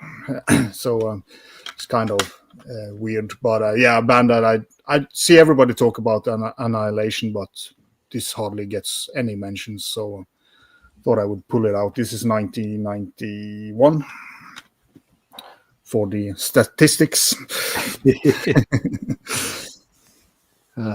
I am that nerd with the spreadsheet. Yeah, but it's cool to see in the end. I think there will be a lot of 90 and 91. So it's a little bit of a runaway right now. Yep. Yeah. We still got a ways to go. Boy, I tell you what, those replica covers are so identifiable. You got the guy in the front, the prominent cover dude in the front, and then it's just a thing. He's got a formula. Yeah. It works. It works. Yeah, what are you going to do? It pays his bills. So. It pays the bills, yep. Still, for Brazilian thrash bands, he's the South American thrash. He's still very popular with their covers down there. Yep. All right, let's see. I am going to start to branch out a little bit away from just kind of some of the early 90s classics. This is still in the early 90s, but it is, a thrash band doing something a little different. Merciless, from Sweden with The Awakening, their debut, and the debut for Death Like Silence label, of course. This album, because of the associations, with Euronymous' label, people want to kind of push it, towards the black metal side of things. But musically, at least at this point, Merciless is still a thrash band, in my opinion. You hear they're a blackened thrash band, maybe. There's a lot of like old destruction happening in here. Particularly with the vocals, you're getting a little bit of that more unhallowed sound worked in, and it works really cool for them. But the musical chops themselves, this is one that isn't that far removed from something that like a Razor was doing.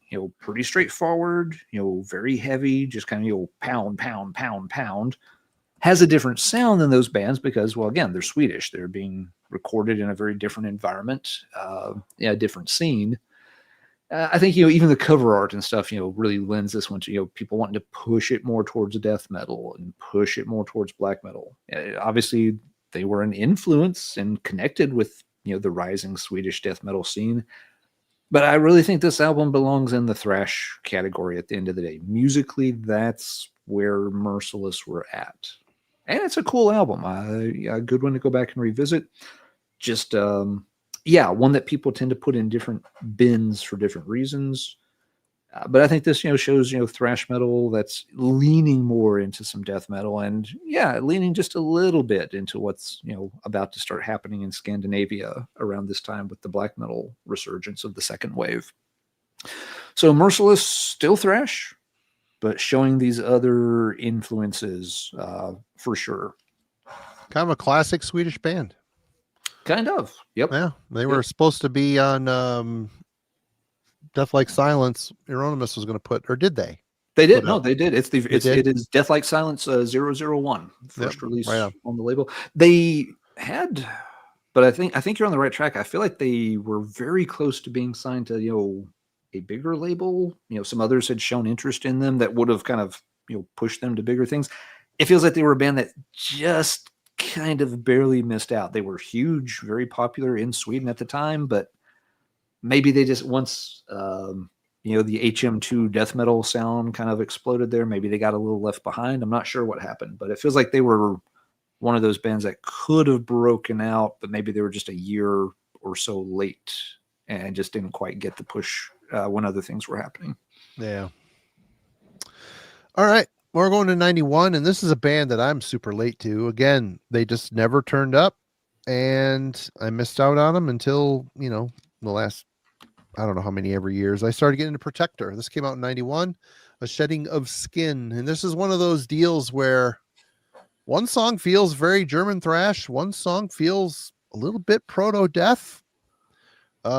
They're kind of one of those bands that really kind of rocked back and forth on the line of thrash and death metal, but very killer band. I have a handful of their CDs, and every single one of them is really, really good.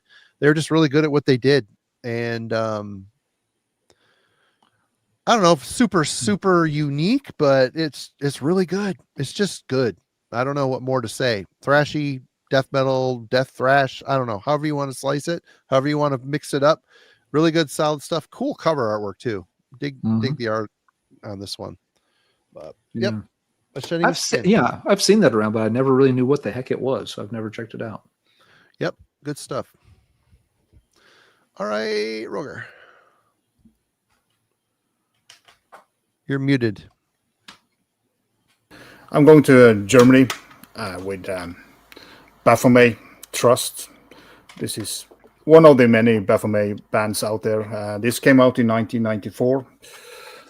It is kind of slightly technical thrash with the vocalists are more kind of trying to be a death metal vocalist in a way, but he hasn't the power enough. He's kind of halfway there, but it's a cool album. They do have some weird shit going on, that has to be said, but it is still a very solid thrash album. Especially, awful cover. Holy yeah, but I mean, you don't pick up stuff like that. No, I know. So this was a kind of a stumble out on Massacre Records, so all things. So yeah, kind of weird, pretty. Massacre Records was kind of a big label or bigger label, but it is a weird album, but it's still a lot of cool thrash here with a vocalist that is just right smack in between thrash and death metal. He's have an identical crisis there, but I don't know. So yeah. Pieface, there's a French Merciless who are a death metal band, and then there's the Merciless with an I who are from Sweden. And they're kind of like blackened thrash type of the with French one death metal. The French one spells it with a Y in the middle instead of the I. But and then they're really good too. Oh yeah. First two albums in particular. The first album is I love that record. Great. Yeah. Abject Offerings is great. Their last couple of albums have been very strong. Their latest is good. I bought it. They're not original, but they're really tight. I think Roger showed it. I'm like, okay, well, if he's giving it the thumbs up, I guess I need to revisit, because I know they put out a record after Colored Funeral that called Cold.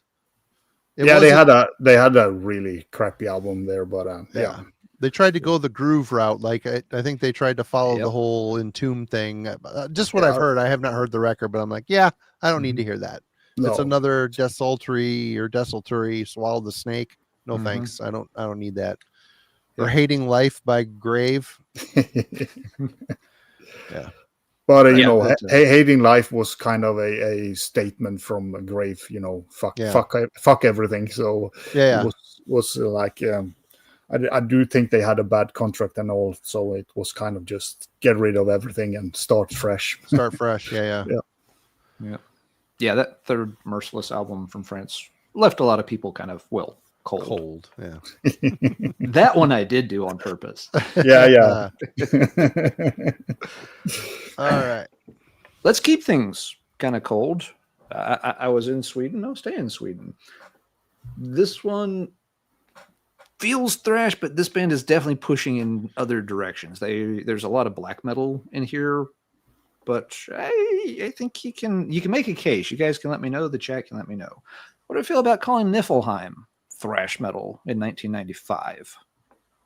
Are they too far over the top for this to still fit in the thrash category? Or I've replayed it. Definitely kissed by thrash, but it's Yeah, I feel like thrash is the underlying structure. I mean, there's all the over the top pageantry with Niflheim. That's obviously coming from a black metal direction, but they don't feel like a black metal band really. If you're like is Niflheim black metal? Like maybe in the sense that very early Destruction was black metal, which means again you're really talking musically something that's more thrash. So not sure about this one, but yeah, folks can chime in. Niflheim's a band, I've checked out a little here and a little there. I picked this up really not long ago. It was earlier this year. that this showed up in a used bin, so finally picked it up. The album's notable for featuring both Johns from Dissection. They make guest appearances on the album. And Niflheim's easy to understand. Yes, it's going to be, all ferocious, all fierce and cold sounding all the time. Just, going, as over the top, hail Satan as they can, and just keep, driving the songs forward extremely fast. But yeah, and replaying it some this week, I'm like, because it was one, it's like, I wonder if that should be in the conversation. And I came to the conclusion, like, yeah, I'm going to put it in the conversation, and if folks disagree, that's okay. We'll see where the ball falls on this one. But Niflheim, I think they've got enough of a thrash underpinning there that maybe like some of the South American bands too, that obviously they get pushed in the black metal direction because of imagery, because of lyrical content, but a lot of that stuff, had a solid underpinning of like early raw German thrash. Niflheim, not that different. So I'm putting it in the thrash tonight, and that's an entry for 95.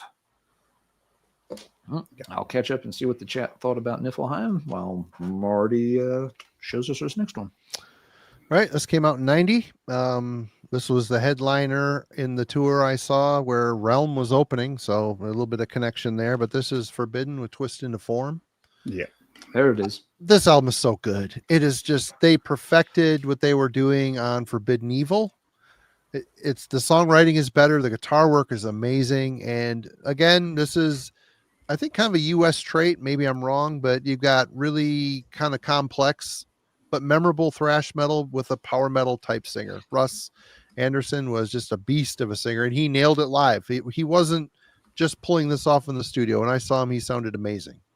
And sounded just like the CD, to be honest. And it just a very well-written record, and one that I wish they would have continued with. After that, they must have got bad distribution. What was her Green and Distortion? I hear they went groove metal, then I hear they went back to thrash again. I have not heard a note off of Green or Distortion, so I have no idea. But this year, their first two albums are fantastic, and I even like that Omega Wave album, their comeback. Pretty good. Pretty good. But Twist into Form, absolute US classic from the Bay Area.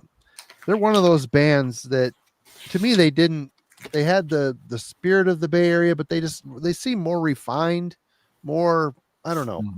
I don't know what I want to say. A little bit more mature in the songwriting.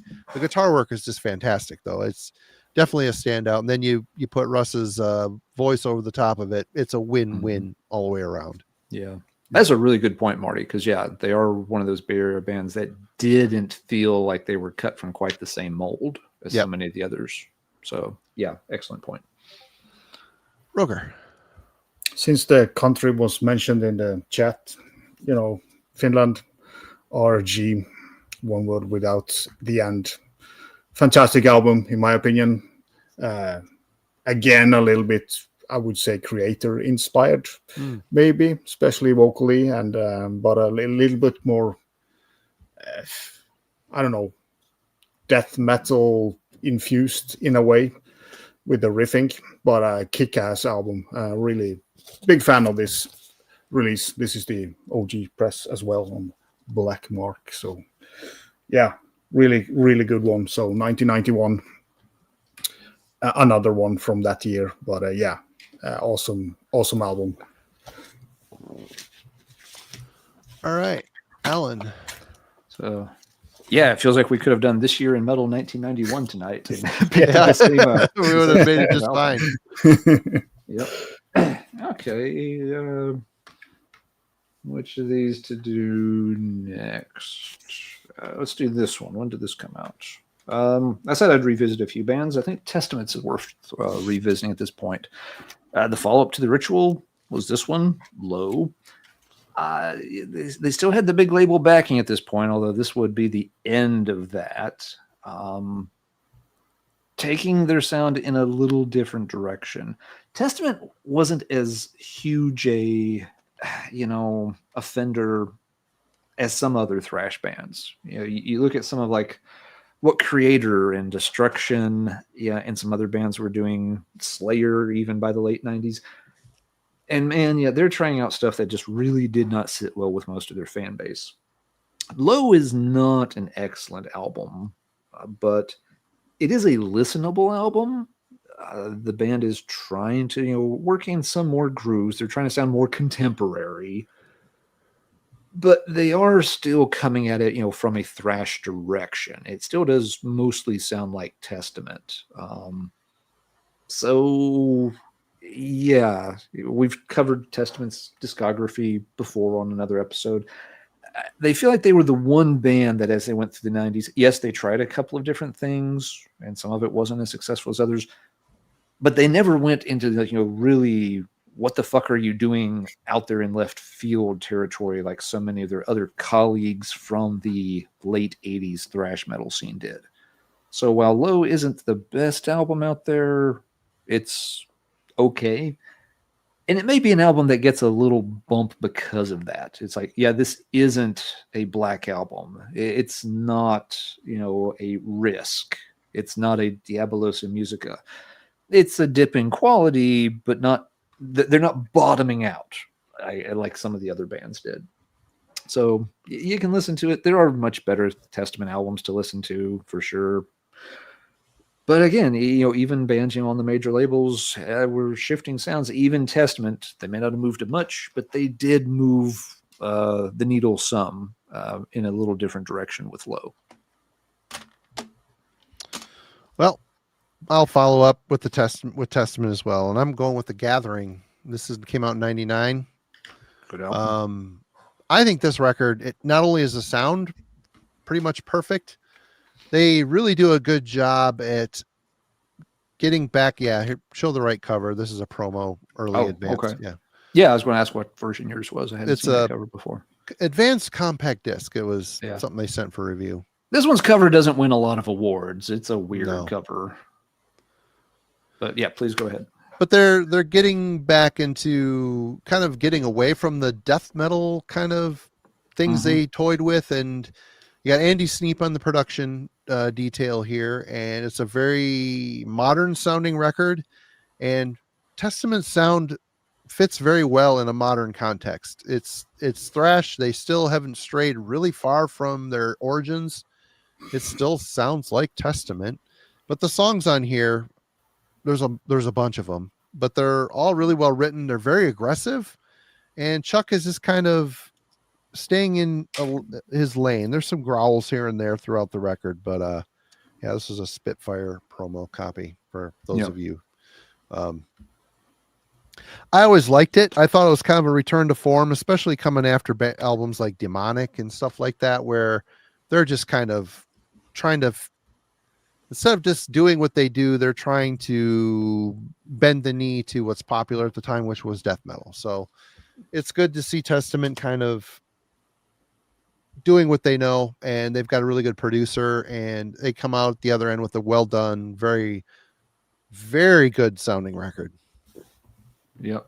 Yeah, it's a shame they weren't able to follow that up faster. I mean, obviously, issues came up where they couldn't, but yeah, it felt like they came back with a really strong album there, but it got a bit overlooked because, they were there, they did it. It was on Spitfire, kind of, not a huge label. And then, of course, they're on hiatus for a long time afterwards. So it feels like it was almost like a one-off in their catalog in a way. Yeah. All right, Roger. Yeah, I do like all the 90s Testament. I'm a big fan of the band. So there's not really any albums that I think are like not worth listening to. I just enjoy all of them. Of course, to various degrees. I even like Demonic, which a lot of people don't. But it's not a bad album, but it's more just like weird. it's more like a death metal album in a way. But it's not as bad as a lot of people make it out to be. Even the death metal part is a little exaggerated by some folks. But it's just like they have a more heavier sound. It's not like they playing death metal. It's just like a heavier album. Their heaviest album, like sound wise. So exactly. Back to 1991. Psychopaths with Making the Transition. Weird kind of progressive technical thrash with the vocalist reminds me a little bit of the guy from Nocturnus. I mean, Mike Browning. Yeah. But not as kind of deathy, but it has kind of that a little bit more staccato singing on it. This is a really cool album that I bought last year. I think I found a copy of it. Been looking for it for a while, but it's not easy to find and not in this good shape. So it's really cool. It's been on my want list for like 10 years. But wow. One of those albums that you found on YouTube. I don't know if somebody showed it or whatever. It's kind of a kind of hidden gem in sorts. CSC records. I don't know. Never heard of it. No, so it's the kind band or the label. Yeah. No, this is a really cool album. It's sounds different from anything else. So, but as I said, it is in more of a technical, progressive style of thrash, but it's awesome. Who was that one? Psychopath, I think, is the name of that one. Is that what it was? Yeah. All right, Ellen. Yeah, interesting. I don't know that one. Let's see. Looks this one technically came out in 91, but a lot of the material was reportedly recorded earlier, which is kind of crazy to think about for what it is, but we'll count it as a 91 release since that's when it hit shelves. Sadistic Execution with the Megas. This is another one that these days we don't usually think of as a thrash album. Oop, insert file out there. Obviously now they get more associated with the war metal scene, and you can see why pretty quickly. But again, the musical underpinnings to this are like very heavy, brutal thrash. They're just again sort of really ratcheting that up to another gear by this point. Something that occasionally I think gets forgotten or overlooked with Sadistic Execution. Not every song is just like a one riff pounder. Yes, most of it is very muddy, murky, kind of amateurish in a way, but that's the charm of it. That's why it works. But you do get songs on here that are in a very different mold. Stuff like Spirits Are Coming and I'll Kill You, You Bastard. Those are actually very slow songs. They're very heavy on atmosphere. They're not just pounding and howling away like the stereotype is for this style of metal. It's like they did have the ability to work in those slower songs and do them really good. It's like, whoa, here's Sadistic Execution sounding doomy and apocalyptic because it's really slow. And I like that they mixed that in. Something that maybe as war metal developed over time, that I think maybe got stripped away from some bands. All the focus became on just the rage side of it, and they kind of forgot that there was this other element early on. So yeah, how do we feel about Sadistic Execution? Still okay in the thrash bin? Are they too far over the line that they already need their own categorization in 91? Not overly familiar. Yeah, I think, again, I think a lot of it's just coming from the more extreme side of thrash. I've heard that some of this stuff was recorded or, being at least demoed as early as 1986, which, it's pretty crazy to think they were doing this right alongside Rain and Blood getting recorded, if that date is accurate for it. Something, even by the second album, Sadistic Execution, you started to get, a little bit of goofy humor worked into some tracks here and there, which once in a while was okay. It wasn't an immediate deal breaker or anything.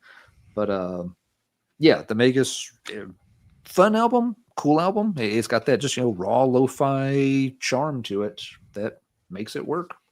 But I do always like to highlight those slower songs. That just it gave them an extra dimension that people I think forget. The chat is almost unanimously saying that they're death metal. I can see a case for that, and maybe that's where they belong. I think there's a lot of thrash metal in that, but hey, there's a lot of thrash metal in early death metal. Even early Cannibal Corpse, has a lot of thrash still visible in it.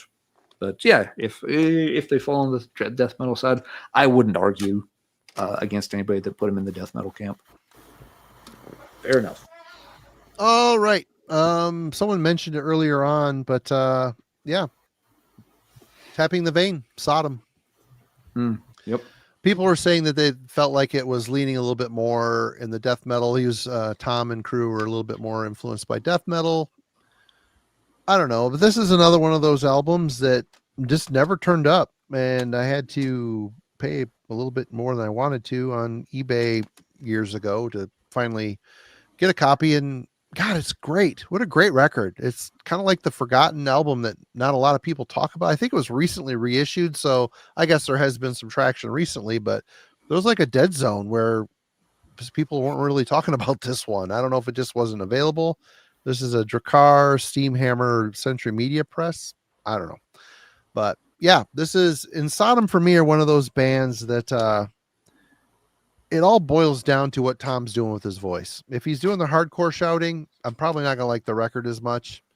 If he's doing the, that really evil kind of croak that he does, then I'm probably going to like the record. This is one I like. And the music is super aggressive as well. So glad to finally have that one locked down for sure. Good deal. Yeah, Simon Pieface recently gifted me a original copy of that CD. Nice. So very kind of an album I've never really checked out before I got it from him. So that's cool. And Sodom was kind of, for me, just the very early stuff, and then I kind of fell off. But they have returned with some good shit lately as well. So yeah, it is definitely a kind of a band that I should dive a little bit deeper in, I feel. But yeah, going to Belgium with Asphyxia, Exit Reality.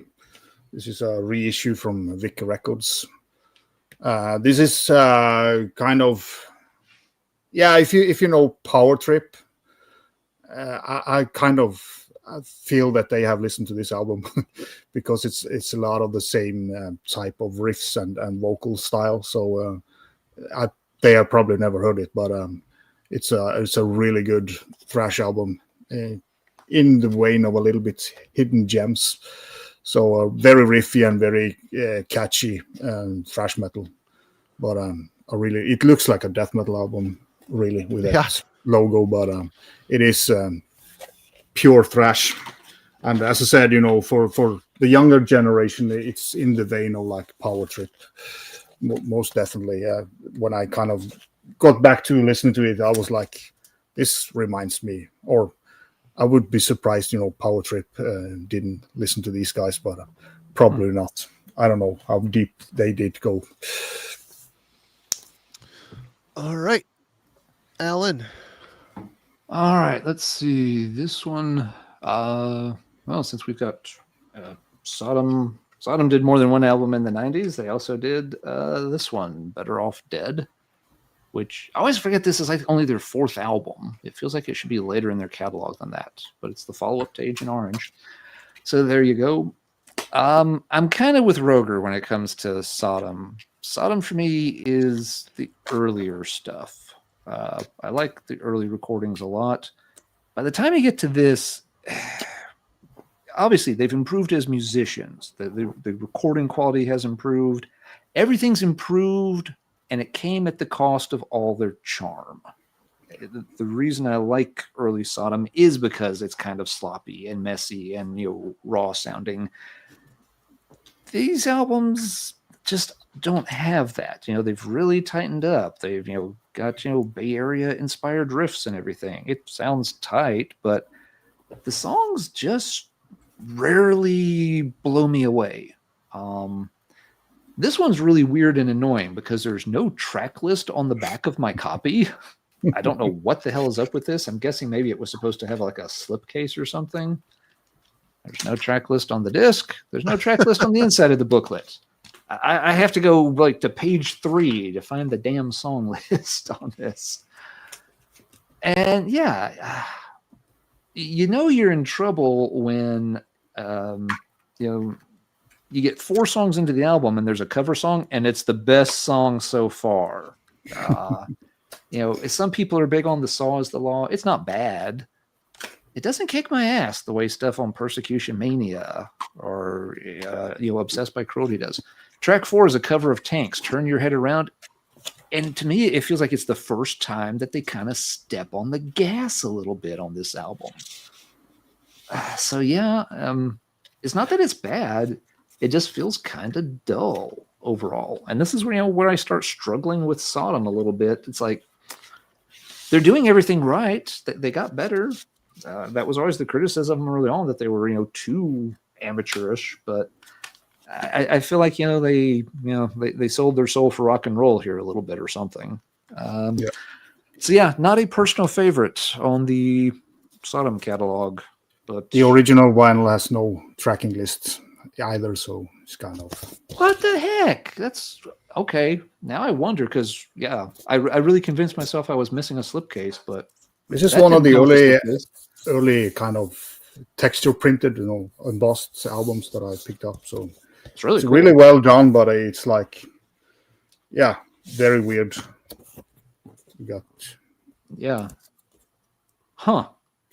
That's strange. It's really strange, and it's kind of, as you said, this album didn't do anything for me when it came out. I just bought it because it was Sodom, and same here. It's like, oh, there's a Sodom album I don't have. If I wrote a bunch of songs this boring, I might not want to put the titles on the back of the album either. Maybe that's I'm the a reason. bitch. All right. Where am I going? Oh, well, you already went. I pushed the wrong button. There we go. That's all right. It's your turn, sir. The times are changing. Bands are starting to get more aggressive. They're being influenced by death metal, maybe a little bit of black metal here and there. But there is one band in Germany that withstood the desire to change, and that would be Tankard. Yeah. This 1994's Two-Faced, probably one of the more recent ones I pulled, other than the Testament. But this turned up in the local record shop. I think it's a reissue. It's a Noise BMG. It is. I couldn't believe it was there, so I bought it. And I'd never heard the record. And you know what? It's good. It sounds like Tankard. They just maintained their own sound all these years, singing about beer, doing their thing. And there's, at this point in their career, 94, they're still on Noise Records. They never felt the need to change, or they couldn't. I don't know what kind of contract they signed, but I got also another record at the same time. It has a big guy on the cover on a road looking down like he's sad. I can't remember the name of it. It's all solid. It sounds like Tankard. If you like Tankard, you're going to like these records. I don't know that I need every single Tankard record, because for me, Chemical Invasion and The Morning After are their two undeniable gems. But they're still putting out good thrash metal, and they're still a fun band after all those years. It's pretty cool. Roger. Yeah, I can continue with Tankard and Stone Cold Sober. Yep. This was kind of my ending point with Tankard back in days. This was I stopped buying them because I felt I had enough Tankard at this point. But I still, this is a great album as well. They, up to this point at least, all the albums are awesome, killer stuff. And I think I've picked up later stuff later on, but it's kind of, it is a bit samey, but it still is good. I mean, well, they don't really go wrong anywhere. So so a quality band overall. So and pretty fun to watch live as well. So yeah, a lot of beers on stage. Alan. All right. Let's see. Another big one from the early 90s we haven't mentioned yet. And I checked. I must have gotten rid of my copy of this not too long ago. I guess I traded, or maybe I put it in a VCLT box for someone. I do not recall. But by 1990, the Death Angel drummer was at least 17 years old. So that's not such a that's not such a selling point anymore. That didn't make the hype sticker anymore. I like that record, other than a few funk things. It's good.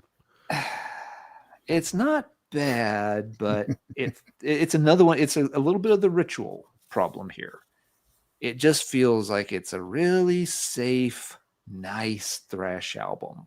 It feels like I could have played this in my car with my mom driving around and be like, oh, that's not so bad, honey. It's just like, ah, God, they're dead to me now. It just doesn't have any bite. So in terms of like, being like, a real kick-ass thrash album, it doesn't get there. But it's also not like weird or experimental enough to feel like the band's really, going out there and trying something bold or different. They're on a big label. They've got a good recording budget. Their sound has changed, but it's softened up.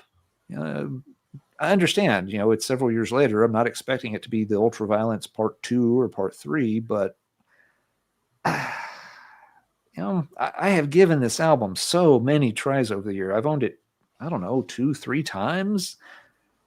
And, I want to like it, but it just doesn't ever come together. It's very clean sounding, very safe sounding. There's nothing here that's going to offend anybody.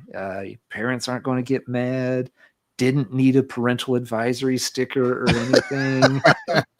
It's one of these bands that feels like they've lost. They're now one of the haves.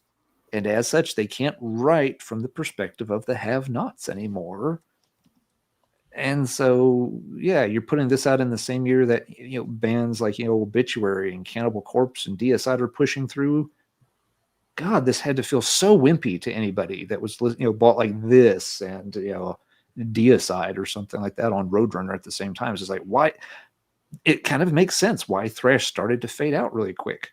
This is what your headliners are offering up compared to what is coming out of Florida to kids. And again, this was very much at the time music meant for kids. They're going to gravitate towards the crazy, insane, extreme shit. You can describe this with a lot of adjectives. None of those should ever be crazy or extreme or insane. Just whether you like the album or not, those are not good descriptions of what Death Angel was doing by Act 3. So not the Death Angel album for me. A lot of folks do like it, and that's absolutely cool. I'm glad folks get into it. I can kind of get it. They sound good on here. Production's great. They're pretty good musicians, but I just don't like the way the songs come together. All right. Well, I guess this band could be considered third tier thrash, but I always liked them. That'd be Atrophy, Violent by Nature. This is just really, again, somewhat aggressive, but they got a little bit of heavy metal vibe to them too. But it's just for the time of year. What year did this come out, Alan? I'm sorry. 1990. It's thrash that has been done. You've heard it before, but they do it really well. It's got a good production, an incredibly cheesy airbrushed cover. The first album is really, really good too. They do what they do well, and they're back together, and people tell me that it's good. It's got a clown on the cover, and I haven't been compelled to listen to it yet. I will eventually get there, but this year they didn't blow me away, but I always did like them. They would always end up in the vehicle on little road trips and stuff. Especially the first album with the song Beer Bong and stuff like that. Good, just fun, goofy US thrash, but with chops. There's definitely chops and a good singer for sure. Roger. Yeah, going to 1993 and one of the good old classic bands with somewhat a different album, and that's Nuclear Assault, Something Wicked. I really like this album. There's a couple of pretty bad songs there, but overall it's a pretty good album in my opinion. The cover is terrible. It's terrible, but talking about goofy covers. So I kind of when this came out, I didn't like it. I didn't like the video for Something Wicked, but I pre-ordered this album. Of course, it was Nuclear Assault, so but it's grown on me, and I really like to revisit this album. You have these short, fast fun songs they have, and you have but overall it's more like a slower album. It's not that intensity that you kind of wanted from Nuclear Assault, but I really dig this album. And as I said, there's a couple of songs they could have left out, but yeah, overall, I think it's a great album. All right, Alan. Let's see. Oh, Hexenhaus, Goldie just posted. I haven't heard that album in forever. Interesting. Yep, didn't think of them, Goldie. All right. This one I didn't have on the shelf, which I actually thought I had a copy of this, but if I do, it's gotten misfiled someplace. This band's on everyone's mind these days. Yep, that was my next pull. Oh, okay. Sorry. That's fine. No, you're good. Yep. Corner, Mentor Vortex, album number 4. I always want to say 3, but it's the 4th. Yep. And still a very good album. It is. All 4, the first 4 Corner albums are all very good. I do think this is the first one that maybe, though, is a step down from what came before. They're trying to be less complex. They're trying to be more simplistic. Yeah. Yes, they're dialing it back a little bit here. You're exactly right, Marty. Songs are still good, though. The songs are still tight. Most of the songs are still pretty good. Yeah, going through the track list, it's not like anything is really a problem, except they do have a little bit of that Realm syndrome and have to cover the goddamn Beatles. God, why? They do Jimi Hendrix on an earlier album too. It's like, oh my God, why? Yeah, I don't care what the song title is. The Beatles, they're not so heavy. Don't do that if you're trying to be a heavy metal band. You can cover stuff from non-heavy bands, but not the fucking Beatles. I have real issues with the Beatles, and I'm the first one to admit that. I'll address that in therapy someday. But yeah, otherwise you've got good tracks on here. My favorite, Semtex Revolution, but Pale Sister is good. There's no bad tracks. It just feels like it's No More Color, but reined in.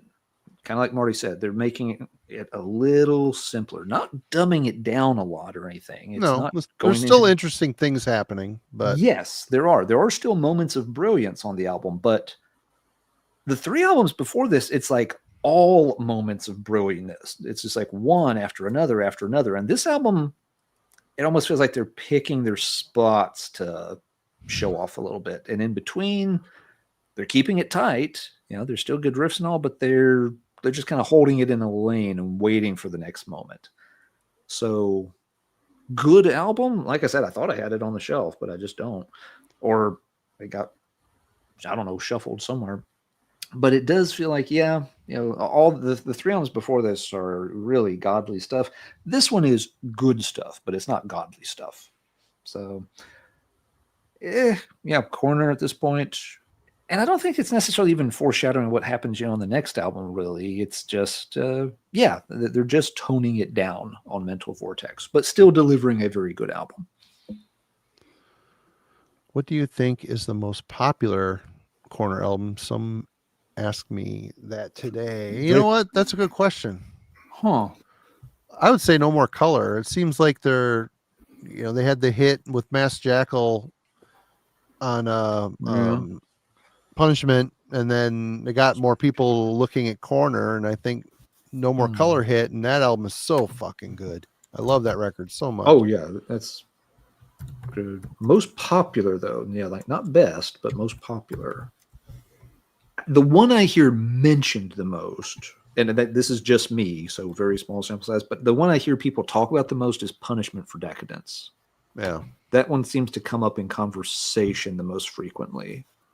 So if that's the angle we want to take on popular, I guess I'd say Punishment seems to be the most popular, but that's just from my personal vantage I wish they didn't dial the vocals down in the mix. It always bummed me out. The music, I mean, they wanted the music to stand tall, which it certainly does. It just rips, but yeah. All right, I am next, and I've been kind of pussyfooting around it, but here it is. Roger was mentioning bands with creator influence earlier, and well, this band has a creator influence because it's creator. Yeah, Coma of Souls, and I've been on this channel bitching about this album, and it's really mostly to get my point across. The fact that I was definitely a little disappointed when this record came out. I loved Extreme Aggression so much. There's no way anything they put out after it could have been that good. And this is essentially a lateral move. It isn't worse than Extreme Aggression. It isn't better than Extreme Aggression. It's a lateral move. And it just sounds like a band to me that's been on riding this wave of popularity. They've been touring the world, getting bigger and bigger and bigger. There's just signs of a bit of fatigue here. And it doesn't torpedo this record. It's still a good record. I listen to it and I can sing along with 99% of it. I've spun the shit out of this record when it came out, and it's still really good. I love it. But it's just not Extreme Aggression, nor is it Extreme Aggression, and it's not Pleasure to Kill. So what are you going to do? It's tough. It's tough when you start getting into your 4th and 5th and 6th records. It gets harder to maintain a level of impact, especially when you start dealing with people's nostalgia. You know, what albums they started with first and what albums they gravitate towards. And then bands like Creator also struggle because they end up having an identity crisis, which Creator suffered from greatly as the years, as the 90s drug onward, and before righting the ship, and they're back to, you know, putting out the same record every day. But this is a great record. It, for the longest time, it might be their best. The last good album, I should say. Renewal, I hated when that came out. I'm like, what the fuck is this garbage? Now I can put it on and appreciate it. I can see what I can, because I think it was Jurgen that was saying that he loved that record. He loves it. And I'm just like, what? And I put it on again and I listened to it. And I'm like, you know, a bit of the punk vibe is coming through on it, and I get it. And some of the songs are really good. Again, it's the Tom Angel Ripper thing. I don't want to hear Milla trying to sing. I just don't want to hear that happening ever. His voice is too scathing and good to try that crap, especially Minorama. Oh my God. No. Yeah, for me also, Como Souls was kind of lacking the energy that they had prior. Fatigue. So so it's kind of, but you kind of saw that in a lot of bands that they kind of lost that, you know, the aggression in thrash. And the Renewal, I did also try to revisit it, but it's still not. I'm not listening. I listened to it. I had a slightly better appreciation for it, but it's still. It's not riding around town with me in the car. It's not like, out of all these killer Creator records, let's listen to Renewal. No, it's not. It said no one ever, other than maybe 10 people on the planet. Yeah. Now, I'm the other way around on those, and I'm much later to Creator than most people. But I actually like Como Souls a little bit more than Extreme Aggression. Extreme Aggression is a very good album, but I don't know, for a parallel, to me, it feels like Bolt Thrower's War Master, where it's just, you know, it's got, you know, a very clean, very tight sound, but I don't know, Como Souls is a little catchier or something. It is, yeah. It's not a big difference at all, but there's just a little bit. There's like Extreme Aggression. I listen to, is like, that's good, that's tight. They're really on top of their game there. But I listen to Como Souls, I'm like, that's a little more fun. But there was something else I was going to say there. Oh, yeah. But yeah, to Roger's point, you're exactly right. You know, they have, you know, they change, and then you do lose a step over time. And it drives me nuts with Creator in particular, because it's anytime Creator does something, because they're still pretty active, there's always this group of people who want to downplay it because, well, it doesn't, it's not, you know, Pleasure to Kill again. When are they going to go back and do Pleasure to Kill? Why doesn't it sound like Pleasure to Kill? Because it's 40 years later. They're never going to be 18 years old again and pissed off. That's exactly. You can't expect a bunch of guys who are middle-aged to have the same piss and vinegar to them that they did when they were making their second album, still trying to prove themselves. It's the Paul Stanley quote again. Back then, they were the have-nots, and they were out to prove something. They've made 15 albums since then. Why do you think they're going to go back and do that again? And even if they did, would it be even remotely as good as Pleasure to Kill? It would Maybe work. technically they could reproduce something that sounds aggressive in terms of production and all. It's not going to have the same soul to it. It just can't. If you don't like new creator, that's okay. You don't have to. But I'm just like, why are you sitting here pining for them to recreate something from 40 years ago? It's not. It's like the scene in Mean Girls. It's like, stop trying to make fetch happen. It's not going to happen. Stop trying to make Pleasure to Kill Part 2 happen, guys. It's not going to happen. Yeah. You just got to let it go. Metallica, the poster children for this whole thing. I mean, you see the pictures of James Hetfield with his wife standing outside Armani holding bags in his flip-flops and whatever. I'm like, the teenage James Hetfield would have probably stumbled by that place drunk and flicked a booger on the window. But you got the guy that's got all the money in the world. Times change. Yeah. Your perspective changes. You're just not going to be able to. You're not going to be able to rein in and utilize that aggression that you had in your youth ever again. There's too much life experience. It just takes so much energy. It's so draining to be in that mindset all the fucking time. You just can't. You can't do it. No, can't do it. I mean, and I get it. People love those albums and they want to hear something like it. And I get it. It's annoying when bands change. I mean, I was that way about Metallica for a long time. I was like, why do they keep making these crappy 90s albums? Why don't they just go back and make another Master of Puppets? I was that way once upon a time. But I learned every time, I was like, it's not going to happen. There's no point in wishing for it to happen. They're not going to do it. They don't have to do it. It's time for me to move on. Let Metallica do their thing for their audience.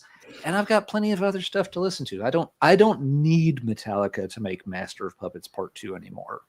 So I'm good. Metallica's good. We're all good here. Yeah. Yeah. How are you? No, but it's a good point, and you still see it with Metallica, even though I haven't done thrash in 35 years. It's people still expect them to come up with a great thrash album, and it's quite funny. I don't care about new Metallica, and every time an album drop, I kind of turn off YouTube because everybody has an opinion on them. Yeah. They do their shit. They're a hard rock band playing some thrash covers of a band formerly called as Metallica as well. So, yeah. The thing about Metallica is even their fans don't want that Metallica anymore. I mean, when Metallica did the Black Album and released it, they were rewarded quite handsomely and continue to be rewarded for it. So it's not like they were spanked by a fan base. There might have been a very small percentage of us, me included, that went, what the fuck is this garbage? It just, that's the way it was. And even though going back and listen to it, I picked up this, I never owned the CD or the tape. I got it at a record show a few years ago for $5 on tape, on CD. I put it in the vehicle to listen to. I'm like, all right, open mind. I'm an older guy now. I'm going to listen to these songs. And it was utterly astounding how many hits were on that record. Yeah. It's like hit after hit. I'm like, I've heard MTV killed any hope for me getting into this album in later life because I don't want to ever hear these songs again. Wolf and Man, or there's some good shit here and there on the album, but it's just like, it's still in the charts. It's still in the charts, people. So overexposed and kind of just, yeah. Why would a band go back and, write Kill 'Em All again? Well, one of their main songwriters left the band and formed a band that put out so much better material. But anyway, that's you still haven't shown. I'm leaving it here. It's on the pile. It's dangling right there. It's coming. But anyway, yeah. I mean, when they do on this last album, that first single they dropped, where it kind of sounded like an older Metallica song, people were stroking their schlongs over that thing, like, they're back, they're doing it. And I'm like, they're playing Kill 'Em All. It's just like, no, they're not. No, they're not. This is not even close to that. It's, I don't know. You've got one song that's a little fast and aggressive. You really expect the rest of the album's going to sound like this? Yeah. Yeah. Just be happy that they're still touring and they're still a great live band. They're a great cover band, and they're one of the biggest bands on the planet. So Metallica wins. Metallica fans win. The small crowd of us that grew up listening to thrash Metallica, boo hoo hoo, here we are. But we still have our you can't take the first 3 albums away. You can't. Anyway, we ranted. Sorry, Roger. Yeah, it's always good entertainment to have a rant. A rant. You gotta have a rant. It's usually Alan, but today it was me. Yeah, since it was mentioned in the chat. Oh, there it is. Yep. Hexenhaus. Really great album, even though it's more power thrash. I would say it's still a great metal album. And you have these cool names as Marty Martin. This is like typical Scandinavian thing. They had to kind of Englify their names to Right. The Mekong Delta thing all over again. Yeah. Yeah. It's kind of very weird that they did it, but I think this is kind of the original active record from 1990 you probably had that already, but yeah, a great band, and they have done a couple of other albums that are pretty good as well. So was Mike Weed in this band? Yes. Yep. Went on to be in King Diamond. Yep. Right on. Yeah, and Mike Weed's the one reason I never could get into that band a ton. He's a good guitar player. I just don't like his particular approach. He always has that very dry sound. It just doesn't click with me. Anyway, let's see what's up next. When did this one come out? 1990, September 1990. All right, so we're less than a year away from the Black Album. Thrash is still a big thing. This was a very popular band around my high school. So for whatever reason, a couple of kids got into them and shared it with everyone else. Canada's Annihilator. They released their second album, Never Neverland. Most people gravitate to the first album with Annihilator. Alice in Hell, that's the hit. It's one of those thrash classics that everybody knows and loves. And rightfully so. It's a great song. That album is better. This album overall, yeah. This one has fun moments. It has good songs on it. But yeah, most people just don't like this one as much, it seems. And I don't know if it feels like it gets a little too goofy at times. I mean, this one's got the craft dinner song celebrating macaroni and cheese. So you're getting into a little bit of that silly thrash here. I mean, let's be honest with each other. Celebrating macaroni and cheese is not a bad thing. It should be celebrated. I mean, even bad macaroni and cheese is still macaroni and cheese, right? Yes, but do we want that much cheese in our thrash? Is the question. Yeah. And that becomes an issue. Some people like when thrash gets all skatey and pizza and silly and flips the hats up. And for other people, that's one of the problems with thrash. That thrash started becoming too cartoonish. Yeah. To be very fair to Never Neverland, it's only one song on here. I don't think there's another goofy song. I'm looking at the track list. Stonewall, Never Neverland, and Paradise. Yeah, it's really the only silly moment. I can forgive them one goofy song. One of my best friends in high school just thought that was the most hilarious song on earth. He will still bring it up to this day when we're hanging out and playing records. So, yeah, there's a lineup change here, of course. With Randy Rampage not here, and in a way, it sounds like they've tightened up some. Again, maybe getting a little more mature on some of the other songs with some of the content. And not a bad album. It's one I had. I've enjoyed it in the past. I didn't keep it around. I think pretty sure I gave this one away to somebody in a VCLT box several years ago, just because I never play it anymore. Not a bad album, but I heard it enough. And I know most of it. If I wanted to hear it, I'm happy to just pull it up on YouTube. Somebody else expressed interest and hey, you need a copy of that? Let me fix you up with it, free of charge. Yeah, but it's a good album. But for me, it's kind of the vocals that are. I don't know if it's the change of vocals that sometimes destroys it for me. But riff wise, it's quite good album, and I enjoy it. But it took me a long time to kind of get into the vocal style on this album. So. Yeah, I think you're right, Roger. For a lot of folks, he's not a bad vocalist, but again, especially if you're comparing to Alice in Hell, then the vocals don't measure up. And Jeff Waters always tends to sound good. I don't think I do not know.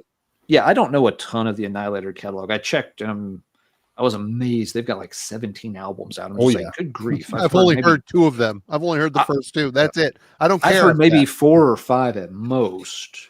People on the VC are showing them all the time. I'm like, wow. And they're like, oh, it's great. I'm like, really? Is it great? Is it really great? Probably not. I've tested out a couple, and I mean, there are always some good songs there because he knows how to write riffs. But it's like overall, there's those albums I've heard, there's no album that kind of are as good as the first 2, anyways, because they are better like overall. But he writes some really good stuff here and there. But I don't want to check out every album just to find 5 songs that I like. So I understand. Yeah, to me they feel they have that in common with like Metal Church. The first 2, everything in that catalog lives in the shadow of the first 2 albums. Even though there's not, there's good stuff on some of the later albums, but you kind of got to pick through them to find the good stuff. And is it worth it? It's like, you find one good album here or there. The first 3 Metal Church for me are awesome, but then it kind of... You can stretch, you could even stretch Metal Church to the first 4, maybe. I really like the 4th one, but then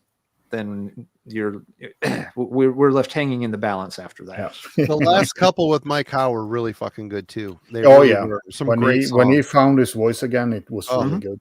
So they've got some good. I like the 11 album. Terrible title, but a good album. Yep. But and Annihilator, it's not like they went away, but Annihilator really missed the mark on the 3rd album. I'm not going to talk about it in detail, but Set the World Afire really hit people wrong because, again, this was a thrash band that was really softening up the sound a lot. You've got ballads, just like songs meant to be radio ballads on here and stuff. What is it, Phoenix Rising or something? Yeah, Phoenix Rising, track 5. Sounds like a ballad. It might as well be, a Mr. Big song.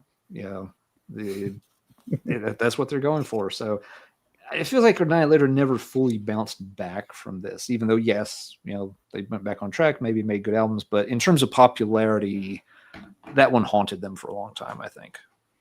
But, Annihilator definitely deserves a mention for 90s Thrash. All right, Alan. There you go. Rust in peace. Let's do it. 1990.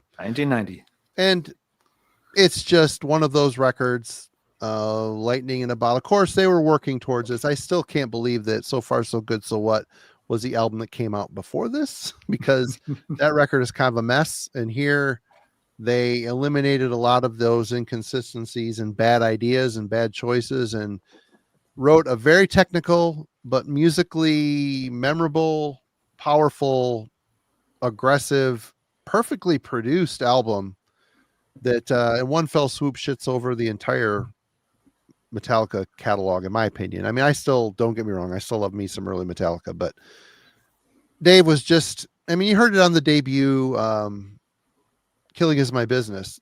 He was just cut from a different cloth. You could tell where some of those really bluesy but intricate and awesome riffs came from in that early Metallica stuff. It was Mustaine, and he brought that in and gave it a shot of cocaine and went running into the fire with it. And what a great band! They're one of those bands that very polarizing. Either you love or hate Dave's voice. When he's on, I think it's great. It's very unique. No one sounds like him. He did it out of necessity because he never imagined himself being a singer, but he had to, and he made do with it. And now it's tough for him, but back here in this time, it works. It sounds like its own. When thrash metal bands had their own identity before things started getting overrun and with just a lot of followers. But this is one of those albums for me is perfect. I love it. I'd never get tired of listening to it. And now that my kid's getting into it and owns it, a copy of it, he'll bring it into the vehicle once in a while to go run, get groceries. And I'm like, I'm reliving my teenage years through my kids' teenage years. And it's kind of fucking cool. I'm glad. I'm so thankful he's not Taylor Swift or something. Oh my God. As long as you don't start dressing like him to try to recapture your youth. Well, we wear metal shirts. I mean, what I've been wearing the same clothes since I was in junior high. So I mean, not literally the same clothes. Those long don't fit anymore, but just metal shirts and camouflage. I'm just saying, if you roll down the street and you're both wearing the exact same Halloween tour T-shirt, it's not going to look good for either of you. We've been in. He had the hoodie on and I had the shirt on one day. We looked at each other. We're standing in Walmart. And I'm like, oh shit, this is embarrassing. You wore the same dress to the prom. We wore the same damn thing. Yeah. Yeah. Oh, well. We've talked about that album a lot. There's not much to say, but a question for both of you. Where do you rank that album, that specific album, Rust in Peace, in thrash metal? Is it a top 10 album for you, a top 25 album? Just rough ballpark. It's got to be in the top 10. It's got to be. I mean, there's so many. Then you start getting out of more all thrash metal, not like, just 90s thrash metal. Yeah, if you start getting to like Holy Terrors, Mind Wars, that's in there, and it's got to be in the top 10. What do you think, Roger? Not for me. I'm not a big fan of Megadeth, but Rust in Peace is a great album. But apart from that, Megadeth has no hold on me. So for me, it's pretty kind of, you could put it in a top 100, but the top 100 could also be in top 10. So it's kind of top 10 list of something like this is impossible for me. I can't do it. But Rust in Peace, there's a lot of album that will get past it. But as I said, not being a Megadeth fan, and I think this is a really great album. So I really enjoy it. Okay. What do you think, Alan? I've been trying to work, just for fun lately, work on some of those lists for like, genres in terms of your top 10 black or top 10 death or top 10 thrash. I haven't finalized any of those, but I'm pretty sure this would be like a top 5 thrash album for me. It's held up incredibly well over what's now 35 years. And I can't say that, for some of its contemporaries. Some of them I've just heard enough. I play them and maybe they sound like, little thin at this point, dated, but not in the good way. This one's never had that problem. So I suspect it would be a top 5. And where in the top 5, I don't know yet, but I think it would be that high for me. It did. But MegaDeth is one of those bands for me. Like you said, Marty, you consider it kind of a perfect album. For me, MegaDeth is really uneven. There's a lot of stuff in the MegaDeth catalog. A lot of swings and misses for sure. But yeah, they are very back and forth. But for me, they're a band that have like 2 A+ albums in their catalog. And this would be one of the 2. So what's the other one? Peace Sells, but who's buying? That one I absolutely love. Dude, I love Killing Is My Business. They're just so raw and the songs are so good. The production is so bad. It is one of those albums where the production gets in my way. It does, but it highlights the drum performance, and the drum performance is fucking awesome. It's really, really, I don't know. Want to hear a drum performance? I'll go to the high school marching band Friday night. Oh, wait, I can't. I'm on heavy metallurgy on Friday night. Damn it. No. I get your point. Yes, no, it's a very good drum performance. But yeah, that I've just never connected with Killing Is My Business the way that, a lot of folks have. Maybe it will happen someday. But yeah, Peace Sells, that album, that's one of those albums that not only, did I like it at first, it got better and better and better over time. It didn't wane. It actually just kept getting stronger. I could not play it for 3 years, go back and revisit them, just like, shit, this is even better than I remember. Not just the same, but actually improving. So, yeah. Peace Sells and Rust in Peace, 2 A+ albums. And I'm a harsh grader. I do not give a lot of albums an A+, but I would give both of those an A+. And I don't know who just said it. I've lost it already in the, Blake Schuler says, Marty even loves these boots. I do. Listen to that descending riff after the chorus of that drum fill with it. Oh my God, it's crushing. It's crushing. Great. I love the adaptation. No. I love it. Cheesy and stupid. Okay. Great riffing. Okay. we have stumbled into the one thing that's worse than covering the goddamn Beatles. Covering Nancy Sinatra. Dave, you want to know why they kicked you out of Metallica? Because you brought that up. A little known fact that is highly debatable. The real reason Dave was kicked out of Metallica was because he came to the band one day. It's like, hey guys, we need one cover song for a flip side or something. Why don't we try out this Nancy Sinatra number? Out of left field, nobody will see it coming. Shit canned his ass, and rightfully so. You deserved it. Uh-oh. Fucking stupid cover. You wake up the monster. I deplore that song, the original Nancy Sinatra song, because I heard it as a kid. My dad listened to lots of oldies stuff. I would hear it from time to time, and it was just the most insipid, horrible track I'd ever heard. It's just oh God, this hurts my ears. And then to hear MegaDeth stoop to covering it, I was just I will never understand that choice. Like you said earlier, Marty, Metallica, a great cover band, excellent taste. Megadeth's covers, not good picks. Sex Pistols, I like Sex Pistols, but not an American band singing Sex Pistol song. No. Got a little heartburn here working it through, but Anarchy in the UK, Nancy Sinatra. I ain't superstitious. Fuck. Oh boy. I'm sorry, my turn to rant. Apparently. All right, Roger. Do the covers. Yeah, gonna take a rare trip to Norway when it comes to thrash. Yeah, right. From, Right. 1990, and this is the second album by Equinox. Never even heard of it. Way too. They released a fantastic thrash album called Auf Wiedersehen in 88 or 89. I think it was 89. That's one of my favorite thrash albums ever. Wow.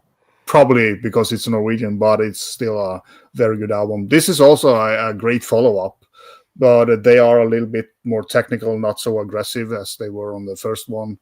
And this is kind of what happened to this band was they tried to be even more progressive and technical, and the vocalist tried to sing after this album, and he didn't have the voice to sing properly. So, but this is a really good thrash album for me. It's a short one, but they did a couple of EPs that was cool as well. But after this, it went sideways with them. So they were on BMG, so they had good contracts and everything. But I don't know why they had to change up things. But the first album is for me a thrash piece, a masterpiece. But it's a very good follow-up album. But then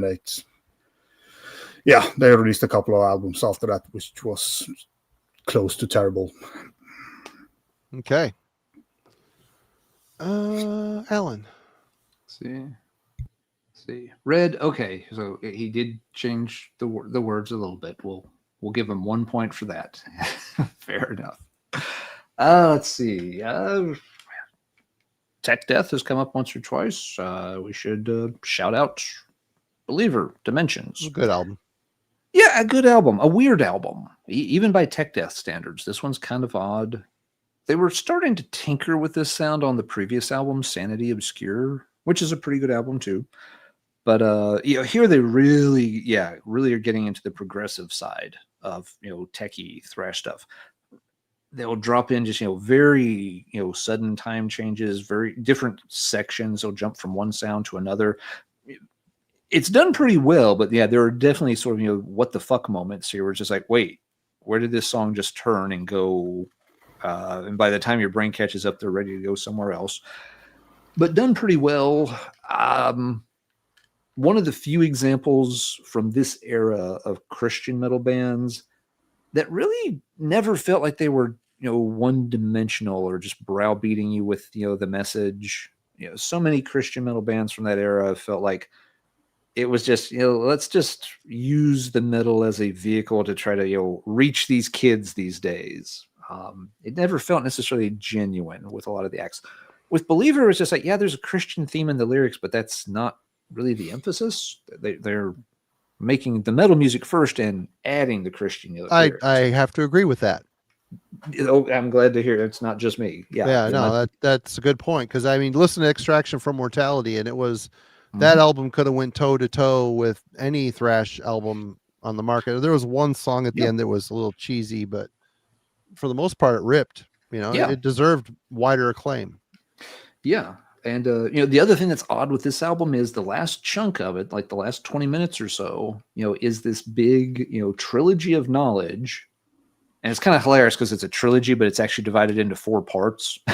So it's like, oops. But, they try to kind of fuse thrash, with this, classical music. They have like a female soprano vocalist come in. They have a cellist, that adds an extra dimension. Sorry, didn't mean to do that. To the sound. And it's interesting. They had tried this on Sanity Obscure. There's one song on that album. I think it's called Desiree. Yeah. Okay, thanks, Robert. Yeah, that has that sound to it, but it's just like one normal length song.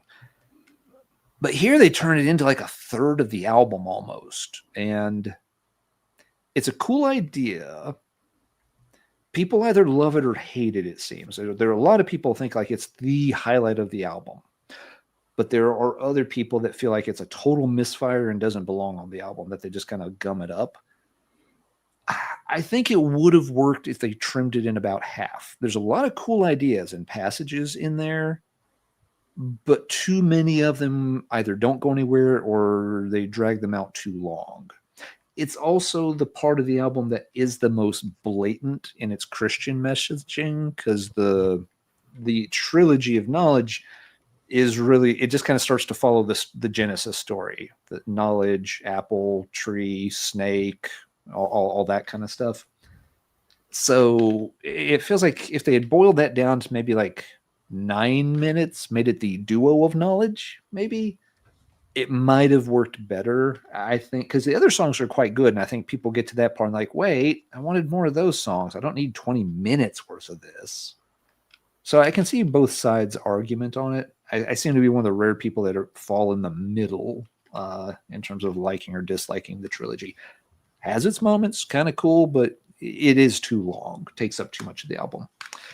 This would be Believer's swan song for a while. They eventually, yes, came back and made a couple more albums. I've never heard that later stuff, so I have no idea what they did on those. This also came out on a different label at the same time back then, and has a very different cover. So if you're looking at this and wondering what the heck it is, this is the Roadrunner cover, I think. The other one is like, I think was like REX label, and it has more like a greenish color scheme to it. So it's thrown me off a couple of times when I've seen that one and been like, what the heck is that? Because I always knew it with this cover. Yeah. But yeah, Believer, another example of a band pushing thrash in that more progressive techie direction, but it just, well, they didn't make another album for over a decade. That tells you about how popular it was. All right. Well, this is an album that I was very excited about when it came out because I love the debut so much. And this is a good record. This is the last of theirs that is good, though. This is The American Way by Sacred Reich. The debut is great. I love it. Great, almost crossover vibe, very aggressive, politically social and politically charged. Here, one thing about this record, it sounds really good. It's like really bright sounding and very loud, it's not mastered too high. It's just very clean sounding, but it really allows the power in the band to come through, which is kind of cool. Sounds very much 80s thrash. What year is this? 90. Oh my God. You may have to look this one up. I can't read it, Alan. It's 90 for American Way. Yeah. And they were still kind of maintaining the some speed and aggression at times, but there's also a 31 flavors. They start messing with funk a bit on here, which, God, it was the bane of thrash, man. Funk, you got Mordred, you've got Death Angel, you got Sacred Reich, you've got all these bands, the thrash band telling you it's cool to listen to Red Hot Chili Peppers, which, you know what? It is. Go for it. You want to listen to Red Hot Chili Peppers? You go do you. But I need to hear a thrash metal band tell me to go listen to Red Hot Chili Peppers. You're going to tell me what to do, Phil. But I still really like this record. It's the last Sacred Reich record I give a shit about. After this, they went groove, and it's bad. It's just dumbed down bad. This band really put out one really great record and a decent EP and a decent second record. Yeah. No, Marty, they didn't go groove. They went independent. They did. Independent. Independent.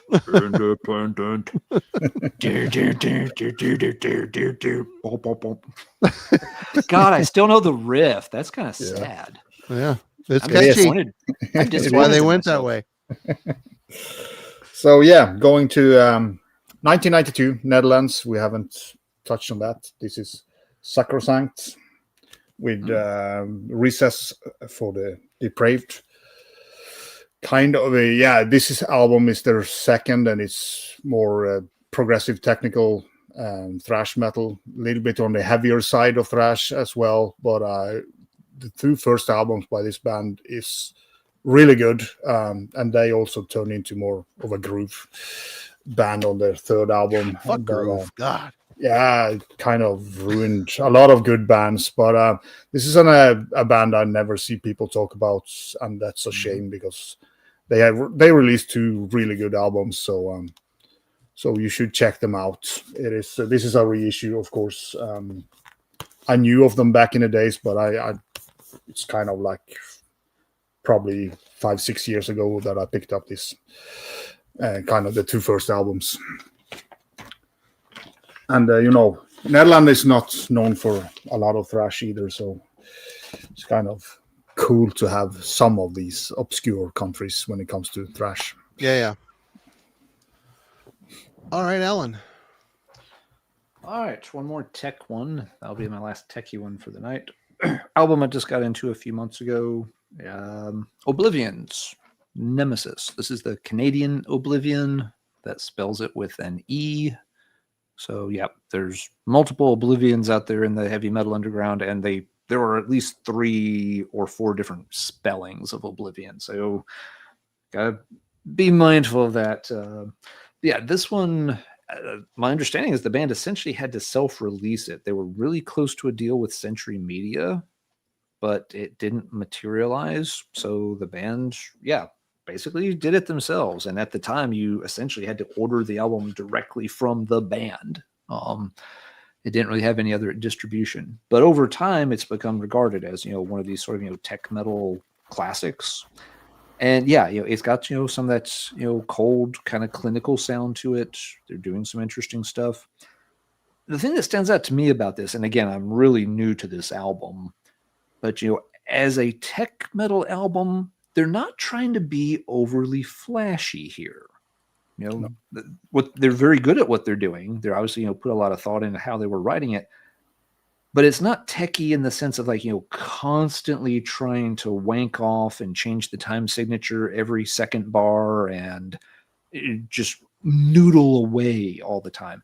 It's actually a lot more subtle than that, which kind of took me off guard a little bit the first time I heard it. I'm like, that's not what I'm expecting from a band with this kind of description.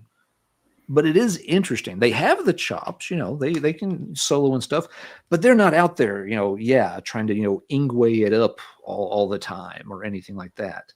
So it's a different kind of tech thrash that has, a lot of folks point, to the dual lead harmonies and stuff. Yeah, they really know how to put the songs together, but they are focusing on the overall sound and how it's going to come together, not just individual parts that are overly complex for each instrument and then they're mashed together into some kind of big mechanical mess. So yeah, it's been a kind of cool album to check out. This one, if I didn't say, it came out in 93. Yeah. We don't have a lot of albums on the checklist over here from 93 yet. So very late for an entry in the thrash catalog.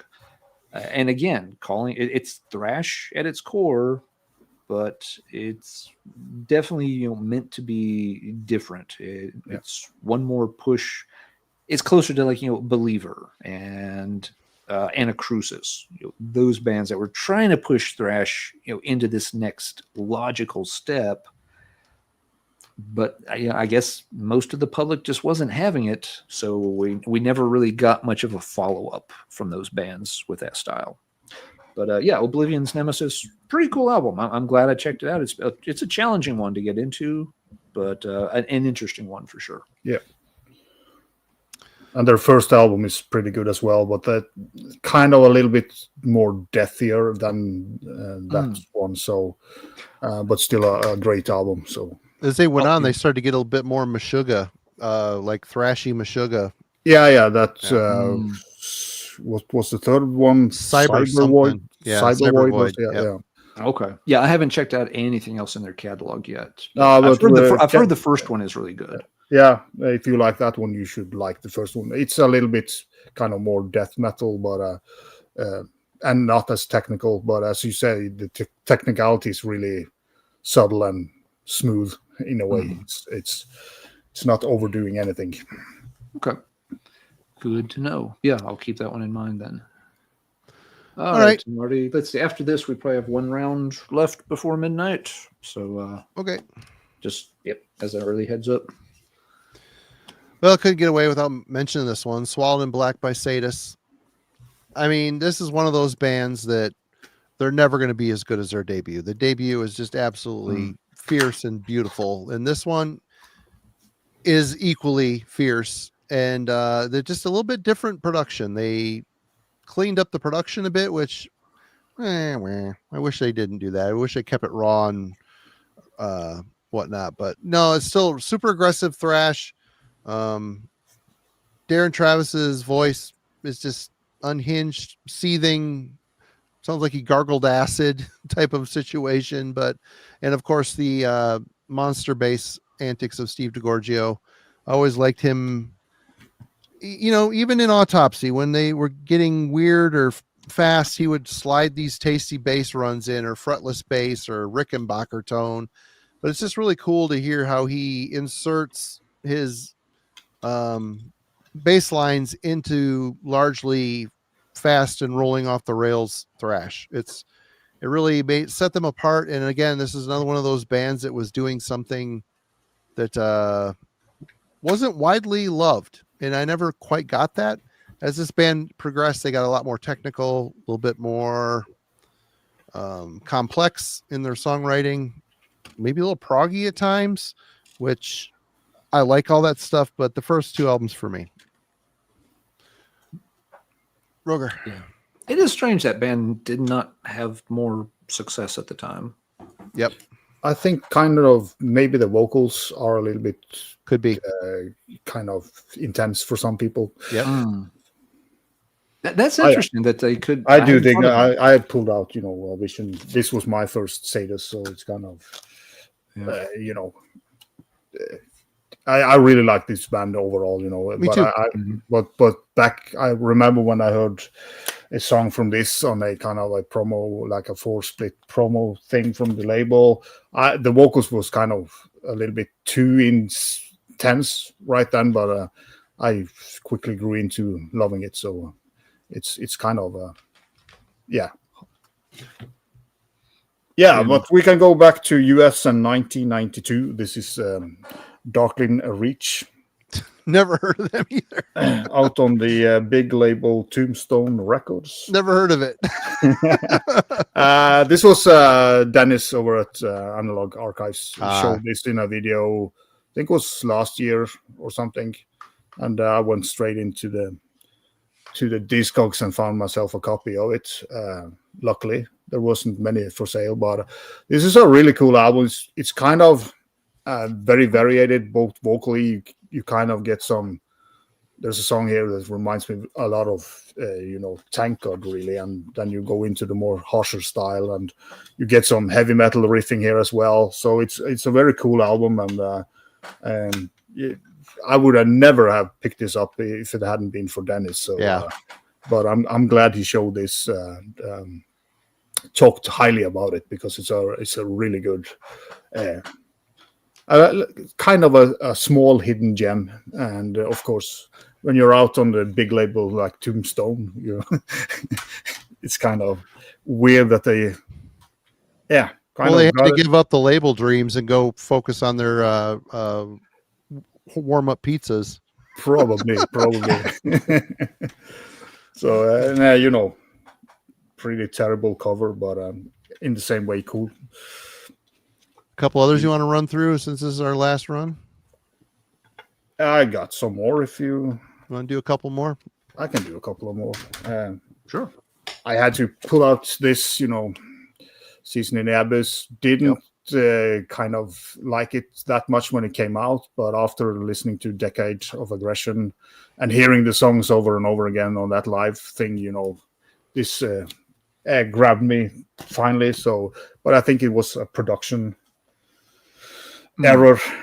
Then you have the unreleased second album by Morbid Saint, Destruction System. It was recorded in 92, I believe, but came out way later. I think the cover artwork is supposed to be like that. So, really good album. Would have been a fantastic follow-up back in the days, but it's stuff like that happens. Hell Witch. Oh, nice. This is a really cool. This was gifted to me. This is an original. Was gifted to me by one of my viewers. Oh, nice. When I was watching Sadistic Intent and Operation in Oslo, he had 4 old vinyls for me and out on Wild Rags. I was going to say, I think that was a Wild Rags one. Yeah, nice. Really, really good album. Again, it's a little bit like Infernal Majesty and those kind of goofy covers that you back in the days I wouldn't bother to check it out because it doesn't look that fantastic. Pyrrhicanda from think Belgium, another one a little bit melodic thrash in the vein of Poltergeist and stuff like that. Really good album. Of course, this one, like the cover on that last one. Is this is my favorite Anthrax album, dude. I'm kind of with you. I love that record. They dropped the fun and games. They took off the jam shorts and they wrote a dark. It's a grown up album, and I did see them on the tour as well. So together they were warming up for Iron Maiden back in 1990. So that was cool. Christian Thrash, England, Seventh Angel. I like that cover. Always like that cover artwork. Yeah. So this is a cool one under one flag. Kind of a little bit different album. It's not like massively thrash, but it has a lot of thrash in it. They were always kind of like doomy thrash in a way. Yeah, and they turned into Death Doom on their third album. Came out in 2005. A really good Death Doom album. And now they go under the name My Silent Wake. But I released a bunch of stuff. Of course. Oh, I should have pulled that. That's such a great fucking record. And since they also have a new album out this year, which is damn good. So it is. I listened to it on Spotify. It is quite good. It is the program drums that kind of stops it from being a top 10 album for me this year. But the riffs on that album is fantastic. So, this is also the original Road Racer that I had picked up back in the days. I was a big fan of these two first. I mean, the whole Paradox discography is awesome. I need to get with it. I only have the first two. Yeah. That is that Riot Squad album that they released in early 2000 is just fantastic. I also picked up Demolition Hammer, but I went with this one. It's kind of 92. And also you have to mention Cut from Poland, which is a legendary kind of sometimes thrash, sometimes death metal, sometimes black metal. You never know what you get from these guys. When you said Polish thrash earlier with one of your earlier shows, I thought that's what you were going to show. But actually there was quite a big, but there was quite a few bands, and we can go to Brazil since we haven't been in. With some crossover. That's a good album. That's a good album. Yeah. Fun album. So, I can end it with this. Lovely. Right on. Good pick. Good run. Alan. All right, I'll wrap up with a few here. And there's one I want to ask, again, one that I feel is kind of borderline that I'm interested to see what people will think, whether it should be included or not. We haven't talked about Exodus. They did make albums in the 90s. Yeah. Impact is Imminent is one of those. This one, Exodus has never been my favorite thrash band. I like a couple of their albums, but yeah, they often don't quite get there for me. This one does have one song I always thought was one of their best, Changing of the Guard, which is about, one of the Eastern European dictators finally being toppled. That's a really cool song, really well done. At the other end of the spectrum, we have Lunatic Parade, which just goes on. And it's like watching a parade. It just won't end, and it's boring after about the first 30 seconds. So, yeah, Impact is Imminent is, I don't know. I guess it's Exodus being Exodus. It's a heck of a lot better than Force of Habit. I'll give it that. But, yeah, Exodus, not, again, another kind of, classic thrash band that was not exactly nailing it by the 1990s. Overlooked band who was absolutely nailing it here in the early 90s, Artilleries by Inheritance. Yep. And I have it as part of this weird box set that came out about 20 years ago. So I have to kind of show the back of that. But yeah, this is my favorite Artillery album. The ones before it are good, but this one is monstrously good. They tightened it up a lot. Exactly, Martin. They tightened it up a lot on that album, and it really shines for that reason. So yeah, modern Artillery, I haven't been impressed by. It feels like they've really just basically gone full power metal, but they're not particularly fantastic at it. So can't get on board. Let's see. I'll show this for fun. Roger just showed Persistence of Time. I was going to show this version of Persistence of Time. Kind of a cool 10-inch single that you have to rotate the top of to. That's pretty neat. Get the single out of. It's for In My World and Keep It in the Family. So, yep, pretty cool. I always liked the clock design a lot. It was just a cool piece of artwork for it. And so, having kind of the weird shaped, and it's a 10-inch. Why in God's name did they make it a 10-inch? Probably just because the clock worked better. Yeah. 7-inch, it'd be like a wristwatch, and 12-inch probably didn't look as good. But I thought this was kind of cool. I found it in a local record store years ago. It's like, that's got to come home with me. Okay, last one. I have never really thought of this album as thrash before. Never thought of this band as thrash, but it came up in a conversation on a video, comments a while back. I'm like, now that you mention it, and I'm sorry, I don't remember who made the comment, but they pointed out that the rhythm guitarist for this band, their chops are very, very thrashy. I'm like, yes, they are. So what do we think about early Iced Earth? I've never thought of them as a thrash band, but you think of the way John Schaefer plays, all those riffs. There's some thrash in it, but they're not really a thrash band. I don't know. Yeah, it's. I feel like maybe like in their early days as Purgatory, they might have just squeaked in to the thrash side of things. I can't quite bring myself to call those first few Iced Earth albums thrash. But I don't know, maybe if you played them as instrumentals, take away, the vocals and stuff, you would definitely have it. There's a lot of thrash gallops to the way he writes the riffs. So I kind of get where that commenter was coming from. It was an interesting post. It really made me stop and kind of rethink about Iced Earth. So chat. And yes, Burnt Offerings, whether you want to call it thrash or not, for a long time, this was my top album of the 1990s. I loved this when it came out and played it to death for years.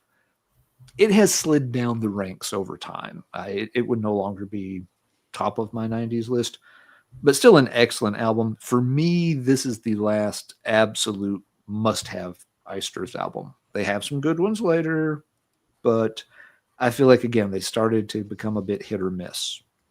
But yeah, the first three up to this point, great stuff. But yeah, like I said, wanted to see, maybe lots of people do think of them as thrash, and I was just the idiot who never caught on to that, or maybe they're just not quite there. It's just a little bit of, like you said, Marty, there's some thrash riffage buried in there, but it's not enough to get them their thrash merit badge. Yeah. But yeah, that's going to do it for my picks. So Marty, what would you like to wrap them up with?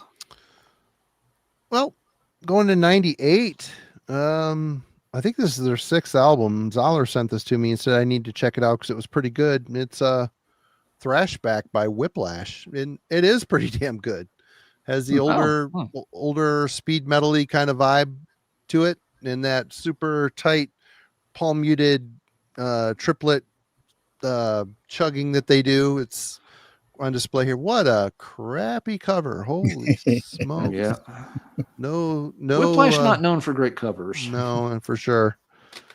Good album, good band. Violence suppressing the masses. This was a big deal back in the day. I loved Eternal Nightmare, but this album to me, they matured a bit. They matured a bit. If you're not a big Sean Killian fan vocally, I understand that. His voice is a bit to take, but really works well on this material. It's aggressive, it's technical, but the riffs have really good bones to them. There's a lot going on, and yeah, they're kind of at the height of their power when this thing came out. And last on my list, I pulled this because I had to kind of revisit the snippet, but I think these guys were from Chicago. I could be wrong. Did I look them up? I did not. Cyclone Temple. I hate, therefore I am. This is another one. Yeah, this is another one of those albums that it's got a lot of really tight palm muted crunching on it. But there are elements here that kind of go a bit into groove, and there's some bluesy type. The singer is, at times sounds like a grunge singer, but then he goes into the barking kind of thrash thing. It's kind of a what year did this come out? Hold on. I need to look this up because Cyclone Temple. I want to make sure I got the right. Yeah, they're Chicago. Yep. This came out in 91. They were different. They're a bit different, but it was still good, tight, powerful stuff. Need to spend a bit more time with it. I got this CD. It's another dive bomb. Here we go. Dive bomb. I do have the same.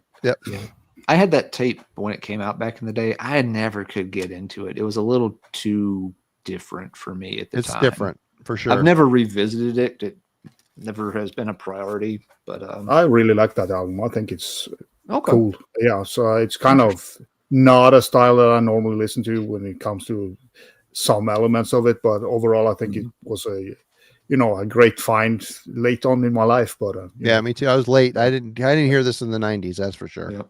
I don't know. It's weird that I had it because it was an oddball one. I think it really was one of those blind buys where it sounded like a cool name, Cyclone Temple. I hate, therefore I am. That's got to be great, right? Yeah. And it was just.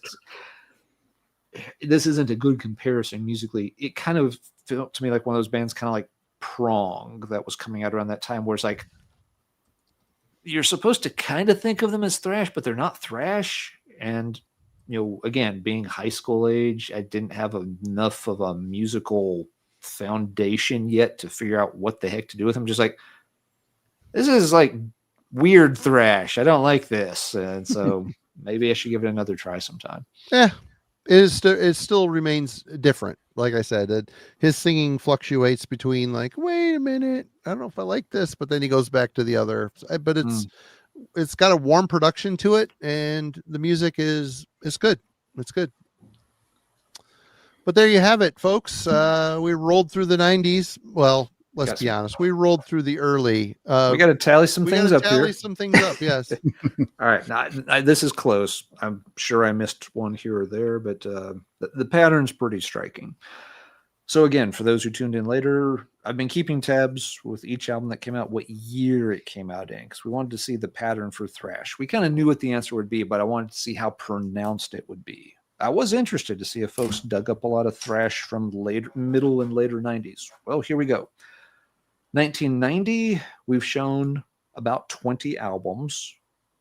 1991, we've shown about 18 or 19 albums, so about the same. 92, That gets cut in half. We showed 9 from 92. For 93, that gets cut in a third, and we showed 3. 1994, we showed 5. 1995, we showed 1. 96, 97, and 98 are completely unrepresented over the last 3 hours. I think this one was 97. Okay, maybe one squeaked in here at the end. And then 19 and no, it's 91. Never mind. It's 91. Which one? The Cyclone Time Pulse? Yeah, the Thrash, that's 91. Thrash back was 97, I think. Okay, so we had 197. That was 98. I'm sorry. God. Okay, we had 198 and 2 from 99. So yeah, middle of by the mid 90s, thrash was about as close to extinct as you get as a metal genre. Obviously, it never died. It never completely went away. And yes, there were albums that came out. We just didn't talk about a lot of them because, again, like Creator's Endorama's in there somewhere. Destruction's least successful human Cannonball's in there somewhere. These are not really strong albums that were a good representation of thrash. The thrash banner just was not being flown high and proud in those years. So yeah, 20 albums apiece for the first 2 years in the 90s. And even by 92 and 93 combined, we only showed 12 things. Yeah. And after that, from 94 through 99, 5, 6, 7, 9 total for the second 2/3 of the decade. That tells you what happens to thrash. Honestly, though, going through research, there are a bunch of bands classified as thrash, but I just zero. Mm-hmm. I mean, it all looks super obscure. Mm-hmm. You know, I just shit I've never heard of or seen ever. So the scene could have been going still, but it fell off the people's barometer. Yeah. They at least they weren't good enough to kind of break through or exactly. They were just on. Of course, they were probably on small labels because big labels didn't want to touch thrash at that point. So, of course, and then that's why we'll get all these cool, obscure reissues, you know, because there are great thrash albums out there throughout the whole history. It's just that they are hidden. So, but of course, for me, and I went through my list and wrote down those I had. You know, 90 and 91 was significantly bigger. 92 was a massive drop, and 93 was almost empty. So for me, it's kind of the wave crashed in 92 when it comes to thrash. Seems to have, yeah. I mean, even again, you're right, Marty. I mean, obviously, we can't show everything. We don't know everything, but gee, I mean, we would have to pull a massive amount of stuff from any of those years to even start to catch up with the first 2 years. I mean, we could pull a dozen albums from 96 and it would still be half of what we showed from 1990 if we didn't pull a single extra album from 90. And still, even some of the, you know, the legacy bands at this point, you know, how many of us are going to be clamoring for that middle era MegaDeth album? I mean, they good or bad, they might be good, but Cryptic Writings came out in one of those years. Yeah, Euthanasia. Does anybody care? Am I going to listen to Euthanasia over Rest in Peace or Rust in Peace or Peace Cells or Killing? Nope. It's one of those you had to be there and enjoy the album when it came out type of thing, because it just doesn't have the longevity and nostalgia attached to it as the other stuff did. Unless, of course, that's where you jump into MegaDeth in their catalog, first time hearing it. They have their fans. But yeah, this is Mofos. This is an interesting post. Thanks for sharing this. That he's mentioned that, the Ruthless Metal channel. That's a very big channel. Been around for a long time. Cool guy from over in, I'm pretty sure he's Swedish, the guy that runs that channel. But apparently, he did sort of a top 10 from each year exercise, and he got to 93 and got really bogged down trying to come up with decent candidates. So I don't think this is just us or our sample size. Isn't Ruthless Metal in the chat tonight? He's been in the chat. Familiar. He's been in our chat from time to time. I haven't seen him tonight, but again, with keeping up with the years of release, I haven't been in the chat quite as much as I normally would, so maybe I missed him. But well, there we go. I don't think There it we go. surprises anybody, but No. thrash, thrash had its heyday. Maybe again, by the time you get to 92, thrash was almost a decade old. Yeah. Considering how much metal changed early in its, formative stages, maybe that's about as much mileage as you could get out of a genre at the time. Yeah. Yeah, that's probably why they kind of branched out to, technical, progressive. They got more like groovy and, destroyed Funky. a lot. Yep. That's a good point, Roger. At some point, you have to change a little bit, and you add in the market pressures with grunge becoming a thing and interest in metal in general dropping way off. It's not like thrash was the only genre that saw a dipping popularity in the mid-90s. So, yeah, it all pushed thrash into the corners. But we haven't commented on it. But, yeah, there are still good thrash bands out there, newer thrash bands that make really good albums. So again, it's not like the genre ever died or went away or anything. Yeah, everything's it cyclical. just fell on some hard times. Yep. It goes in waves, the waves goes in waves. It's just like how it's everything. You could come back to all genres, death metal came back, thrash came back, black metal sort of came back after some more symphonic years. Yep. So, yeah. Good point. Yep. I was saying in the chat, or Big Scary Dave, that we reached out to the PR lady about the promo for that before the album came out, and she said yes and never got back to us on it. So yep, we tried a couple of times to get that and did not get access to it, so we don't have a review for Corner. I'm sure we'll be talking about it as we all pick it up and get to spin it, but I don't think any of us have heard it yet. I still haven't spun it yet, so maybe we'll see. I mean, obviously people are saying the crowd is clamoring for Corner. You're not the first person to ask tonight. Oh yeah, maybe we'll do something for it. I'm sure it's with album reviews. The later you wait to review it, the less people care. So, and the earlier review it, the less people care too. It's just one of the things with the reviews. Thanks, Scott. Yeah, thank you, Scott. Appreciate that. But yeah, I mean, it makes less and less sense to review an album the longer after it came out. So there's already going to be plenty of good reviews of the Corner album out there for folks that want to check them out. Maybe we get to it, but it feels like we'll probably be too late to the party by the time we obtain it, listen to it enough to process it and put something together. So we might have to skip that review. Sad but true. Yep. But yeah, Roger, thank you so much for joining us. Yeah. It's a fun topic because, I mean, like we were talking about, 80s thrash would have been too easy. 90s thrash, there was something interesting there with lots of great albums, but really trapped in one corner of the decade, as it turned out. So it was really fun. Yeah, that was pattern. Kind of my idea, kind of going into. It started with that video you did where this Oblivion album was kind of. There was a guy who claimed that was the last or the end of the thrash era, but for me, thrash died before that. But that was kind of. I started to think, what else was there in like after 1994, really, because there wasn't a lot. I forgot to pull out a band called Acutor from Colombia, which did an album in '98.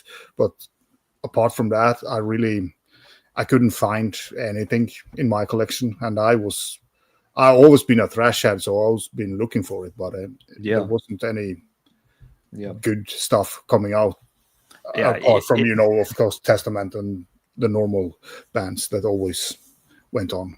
Yeah. If I can't find it, that's one thing. If you can't find it in your collection, that's a lot more definitive for sure. Yeah. If Roger doesn't have it, so it's probably just not happening. Good deal. All right. Marty, any show notes you want to wrap things up with? There'll be some sort of review next week. I don't know yet what. Album Club on Wednesday is Danzig 4. Huh. That's an interesting choice. I listened to it today on the walk I took, and oh my God. I'll save it for Wednesday. Next week, Jeff Wagner will be here. We'll be talking about his new book. And talking about VOIVOD. So that'll be happening. And that's it. Roger, do you have anything coming up you want to talk about? Nah, it's just, I have a death metal update coming pretty soon. But apart from that, I have no major plans. I have a video request for you, and if you've done it before, I apologize, but I would love to see Roger's favorite Norwegian black metal albums. Yeah, we can do that. No problem. Top 10 or top 20. Let's do a top 20. Yeah, I can do that. That's my request. I want to put in a request. Yeah. That's okay. I've been thinking about it, but it's kind of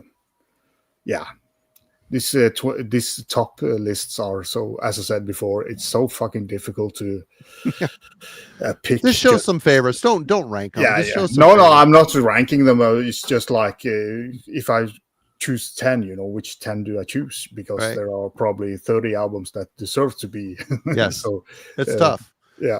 But from a guy that was at ground zero for it all, I'm curious. What your favorites are. Yeah. We can do that. No problem. Hey, Shevik8, thank you so much. And thank you for your kind comment and your $5. We really appreciate that. Appreciate that. Glad you enjoyed the show tonight for sure. All right. So I think it's time to wrap this one up then, Marty. Yep. Hey, if you're new here, thanks for joining us. Consider subscribing. We're trying to hit 7,000. It's coming in hot. And go check out Roger's channel.